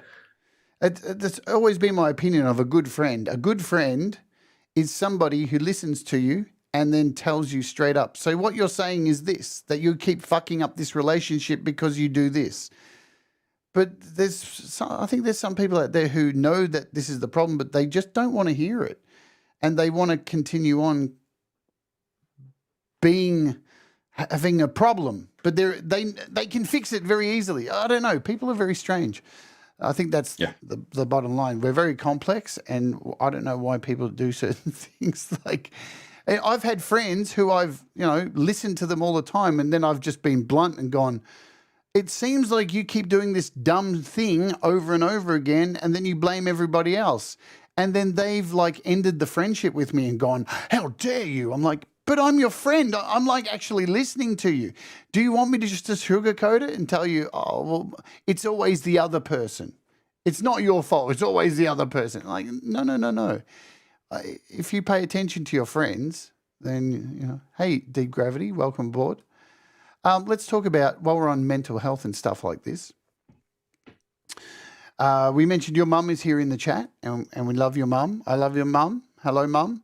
Your mum's been battling with some pretty horrible stuff. We're not going to go into it here today, but she's been sick for a long time. And, I've talked about it on Patreon because we care about you and we care about your mum, and we want to see her get better and have you in your best possible way to release music. It's really hard when you have somebody in your life who's sick, and, because you've got to give them everything you have, but you've got to be creative at the same time. How has this been over this period of time for you being creative? Have you been able to, has it helped you? Have you got more ideas? Are you in a better place now to put out more music? What's been that experience for you? Well, my music has never been like the happiest. Yeah. And I'm mostly inspired by like stories of strife, stories of grief, or like the song Beg for Nothing, Bow to None. The title of that song is actually a tattoo a girl has, like that she has on her arm to close off like a toxic relationship. So that's a story that I read online, and that resonated with me, and that actually got the ball rolling to make that song. And it's actually with everything I do, when I see things or I hear things from other people or I live through things myself, I start, when I'm not talking to myself, like inside my mind, like everyone does, I start to think in music. I just start to like hear notes, and I start to like organize them, and then I get like a soundtrack to whatever the situation is that person is going through. And yeah, that's mostly the way I write music, like where the ideas come from. Well, look, we'll move on, of course, but I know your mum's watching. It's so good to see you back home. So good to see you back home. She's right downstairs. She's right downstairs, and I'm sure everybody here in my community wishes you the best, and and you get better. All the love. So to you, and good to see you home and have got through your struggle. No, there's hey, we've all got struggles. As you said, peaks and valleys. But let's hope 2024 is more like up. up and up and all that for everybody. She's going up and up. Good. She's doing her very best, and I'm proud of her. Hello! She is, I can hear her. Man, I don't know what it is with me and the mums in this community. You're a mum lover, Jade. You know what I'm saying? I got it with the mums. Hey, woo. Mwah. Let's play another song, and then we'll close out and talk about where you're heading in the future and stuff, and we'll close with your newest song. I love this song. I'm gonna play Dichotomy. Let's just play this one. Yeah. This is a beautiful song. And everyone's in the chat. We love you, Mum. We love you, Mum.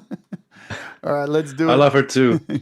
She's amazing. Let's play the Dichotomy. Let's do it right now. Boom, boom, boom, boom, boom, boom. Oh, ja.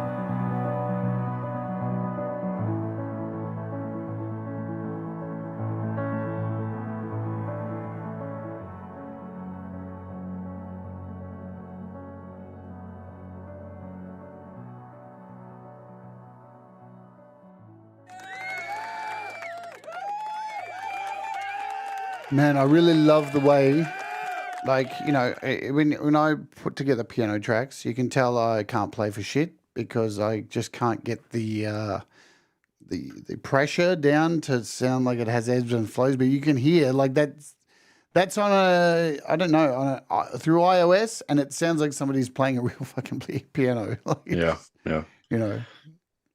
Do you have a controller? Do you use an actual MIDI controller? Yeah, you do, don't you?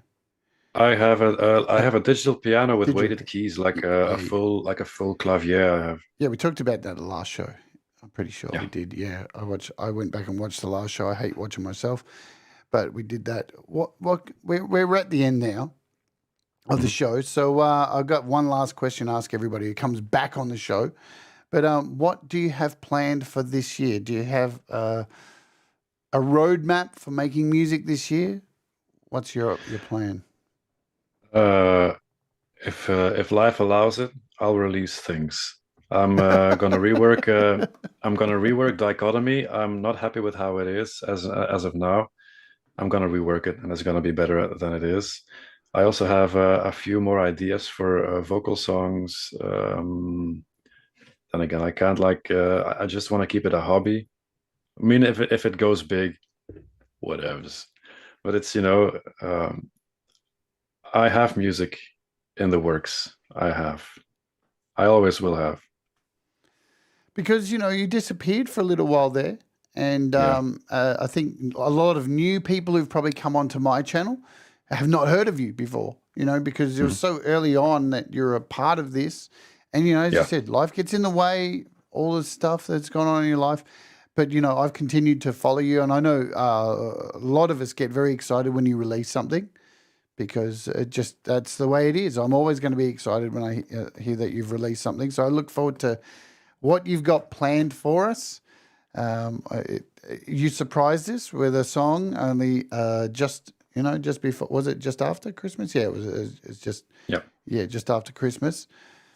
I'll hit you with our last question. You know what? No, I'll do my ads and stuff, get these out the way first, because I'll tell people what's happening here on the channel, and then we'll do our last question. So, folks, coming up tomorrow, now I know there isn't a thumbnail yet, or the show's not up, but Walk With Me is happening tomorrow.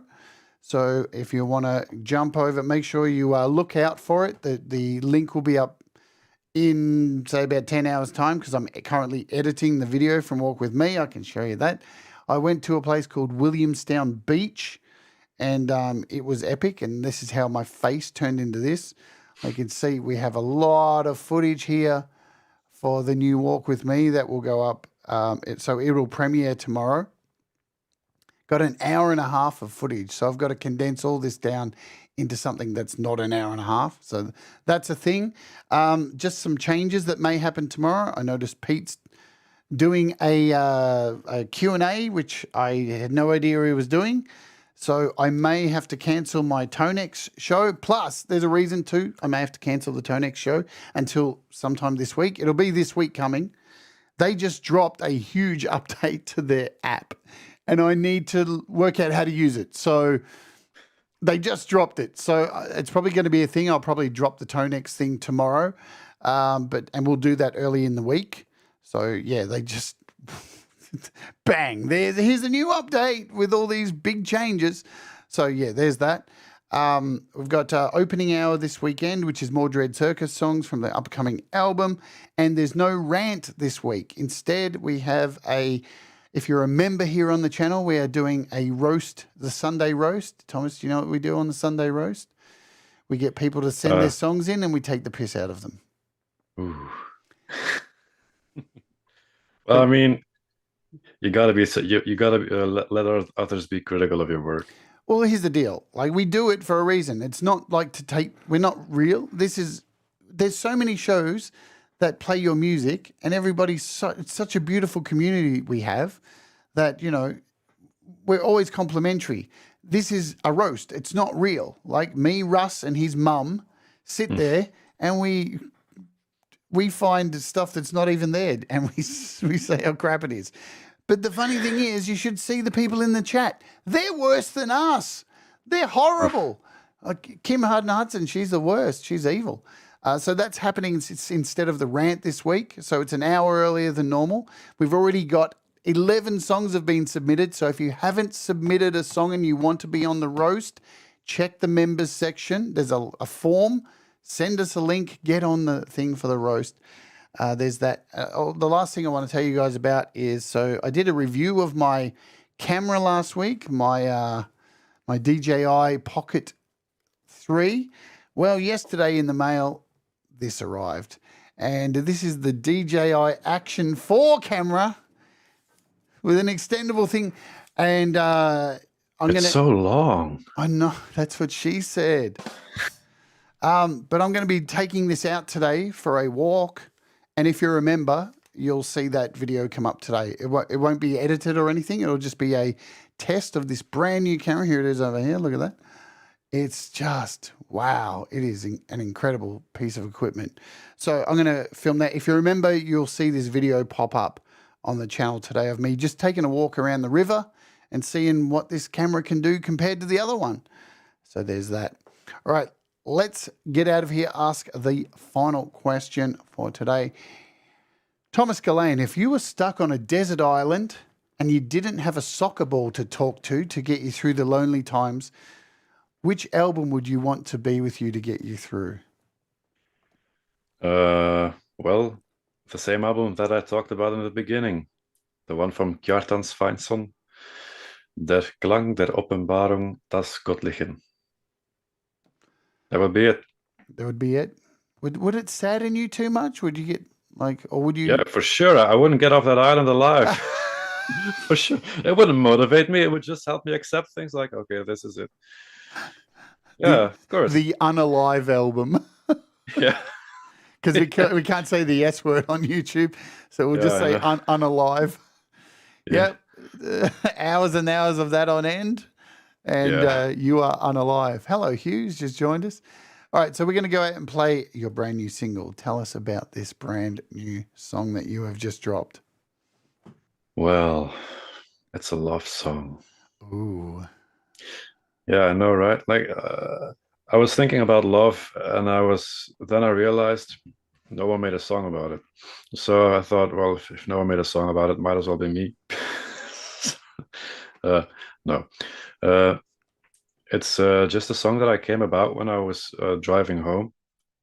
I had these notes in my head, and I was jamming around on AOM. I had a piano tech open. I had my microphone plugged in with black hole reverb on it. What's it called?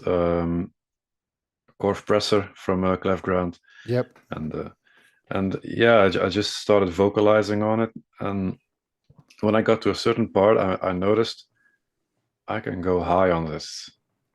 But do I dare to go high on this? Like that like in front? It's a very sensitive song. Like I open up, like for me as an artist, certainly with my vocals and not being used to like getting close and getting so, how do you call it? What's the word? Vulnerable, like being so vulnerable. But as I recorded like a few takes, I thought like, yeah, this is it. And I just didn't think about, about my insecurities, and I just went for it. And I think that's a very big step going forward, that I'm, song by song, piece by piece, I'm getting more confident in what I can do. And that's certainly something that you're going to hear in the future. So you say it's a love song. So I'm going to be your mum for a second here. Do you have a girlfriend at the moment? I don't. It's a song about heartbreak. What do you think? How do you not have a girlfriend?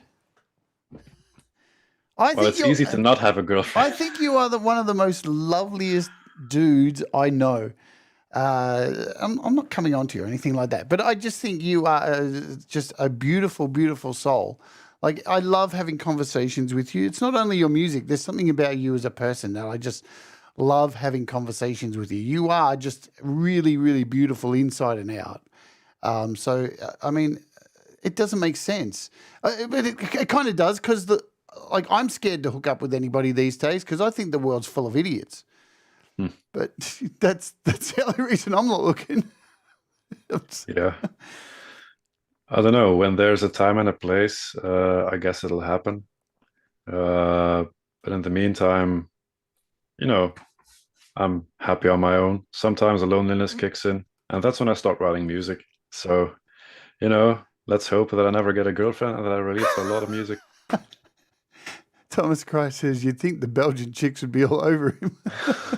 They don't. I mean, the beard scares a lot of people off. Really? Yeah, to be honest, I don't yeah. think it's a threatening beard. I've seen No, threatening beards. Yeah. Beards with threatening auras. Yeah, it's true. I think there are. Kim Hardasser says you're like a warm cup of cocoa. Drink me up.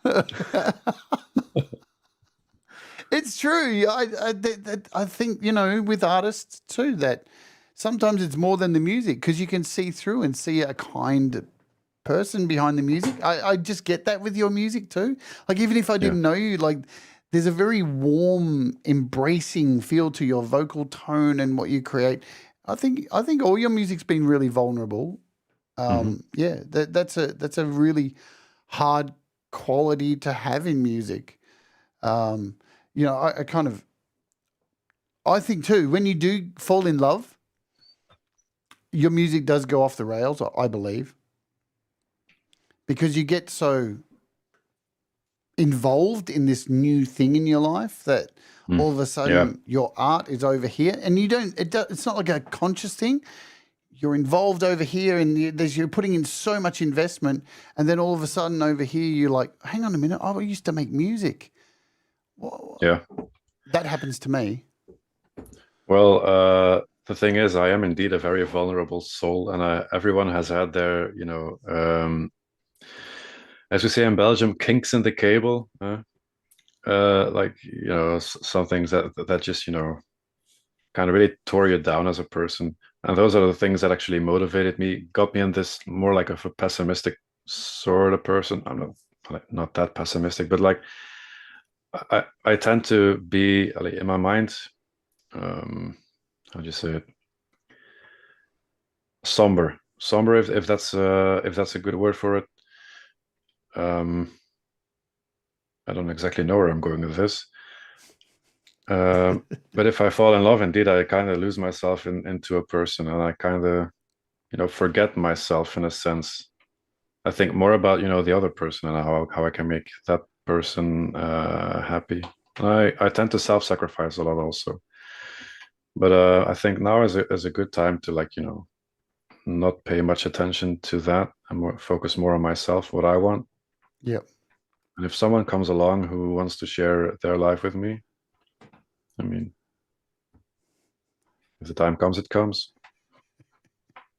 Lovely. And whatever happens to the music then, I don't know, man. Hey, sometimes you write better songs. I know that. Like, my ex-wife, she always wanted me to write a song for her. She hassled me the whole time. She's like, how come we've been married and we've been together like 5 years, you haven't written a song about me? I'm like, I don't know. And she kept hassling me, and then she left me, and I was like, well, that's why. I probably realized in my head ages ago you're an idiot. So, and then once she cheated and ran off on me, then she got a song. Then she got a song. That's the thing. If my girlfriend ever asks me to write a song for her, I'm like, no. Are you sure? It's not gonna be good. It's gonna be like dark and twisted, and you're gonna think like there's something wrong with us when there's not. Just let me be me.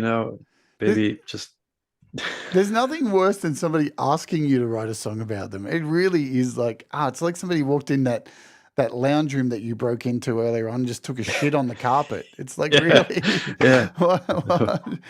This is my thing. Let me do my thing. It's like I've had people email me on the show and here and go, hello there, this is my music. I would like you to interview me. I'm like, oof. Oh, Jesus, man. Somebody didn't read the room. You're going straight to the bottom of the list, man. Got a lot of this guy, right? Check him out. Eh? But it's true. Like, I try and pick people I have on the show who, like, I think interesting and unique and, like, have a story to tell. But if you're going to email me and go, hey, hello, look at me, what do you think of this stuff? I'm like, fuck off. Really? I mean, You really, I think the smell of your own shit has like got to your brain or something. Like honestly, I don't even know who you are. Yeah, Most probably. Stay humble, folks. yeah, absolutely. Stay humble. Yeah, totally. But I think there's a lot of people out there who still think that if they release music, they're going to be like in stadiums playing to people. It's not. It's not a realistic way to think about music. Nah. Make music because it makes you happy. Yeah. It's very Leave a simple. legacy. Yeah, leave a legacy. By the way, speaking of leave a legacy, let's go out and mention one more time our DistroKid sponsor the show. Thank you, DistroKid, because you can also leave a legacy when you release music. There's an option to leave a legacy if you die, God forbid, that your music stays up on DistroKid even after you're dead. What a great thing to have. I've used that. So thank you, DistroKid. And yes, if you sign up using my code, distrokid.com/VIP/Jade Starr, you get 7% off your first year. Boom. All right, let's play this song and get out of here. Please stay on the line with me, Thomas, so I can say goodbye to you off the air. And is there anything you want to say to people before we go in the chat or watching on the replay? Well, people. To my people. People, listen to me. Listen to my words. No, thank you for the kind words and all the love that you sent to me. I love you back as well. Yeah, just want to thank you all. Alrighty, let's play the song. It's a beautiful song. This is called Your Warmth. It is now available on all streaming services. There is a link. All the links to Thomas's music is in the description. All his social media, all previous albums, and there's a direct link to this brand new single, his Bandcamp. So if you want to go and get his music on Bandcamp, send him some money, do that as well. It helps, Alrighty dokey, let's do it. You know the drill, folks. Do the things that make you happy. Mistakes make you better, and we'll all rise together. This is Your Warmth by Thomas Geleyn. See you later. Boom.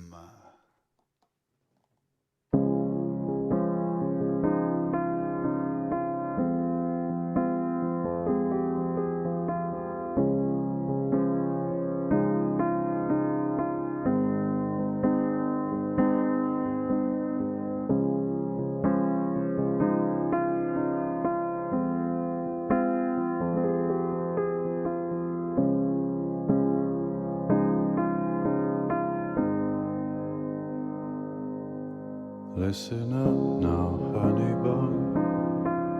I just want to write some words that you'll never hear, but I want to say anyway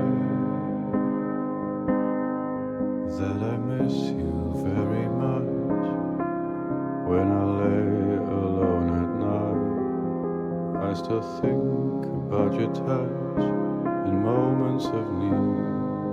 I need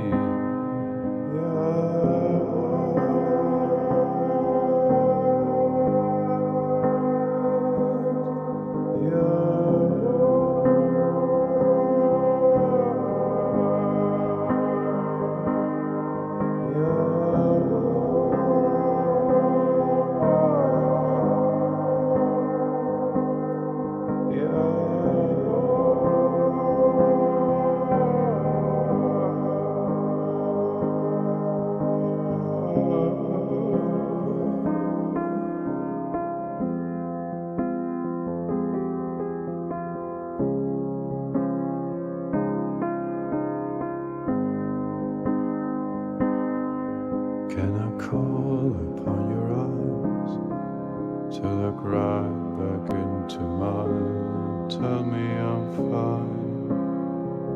Can you raise your eyes and hold me one last time?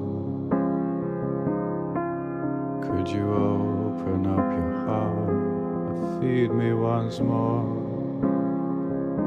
while I'll only need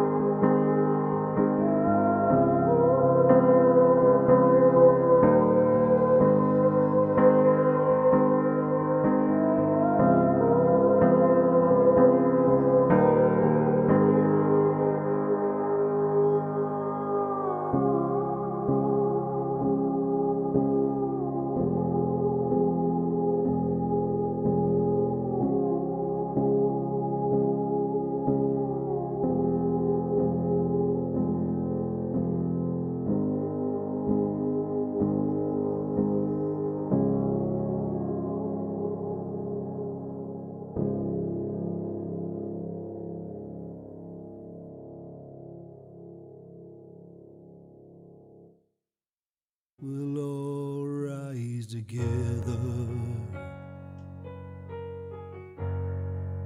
'Cause you make me shine better.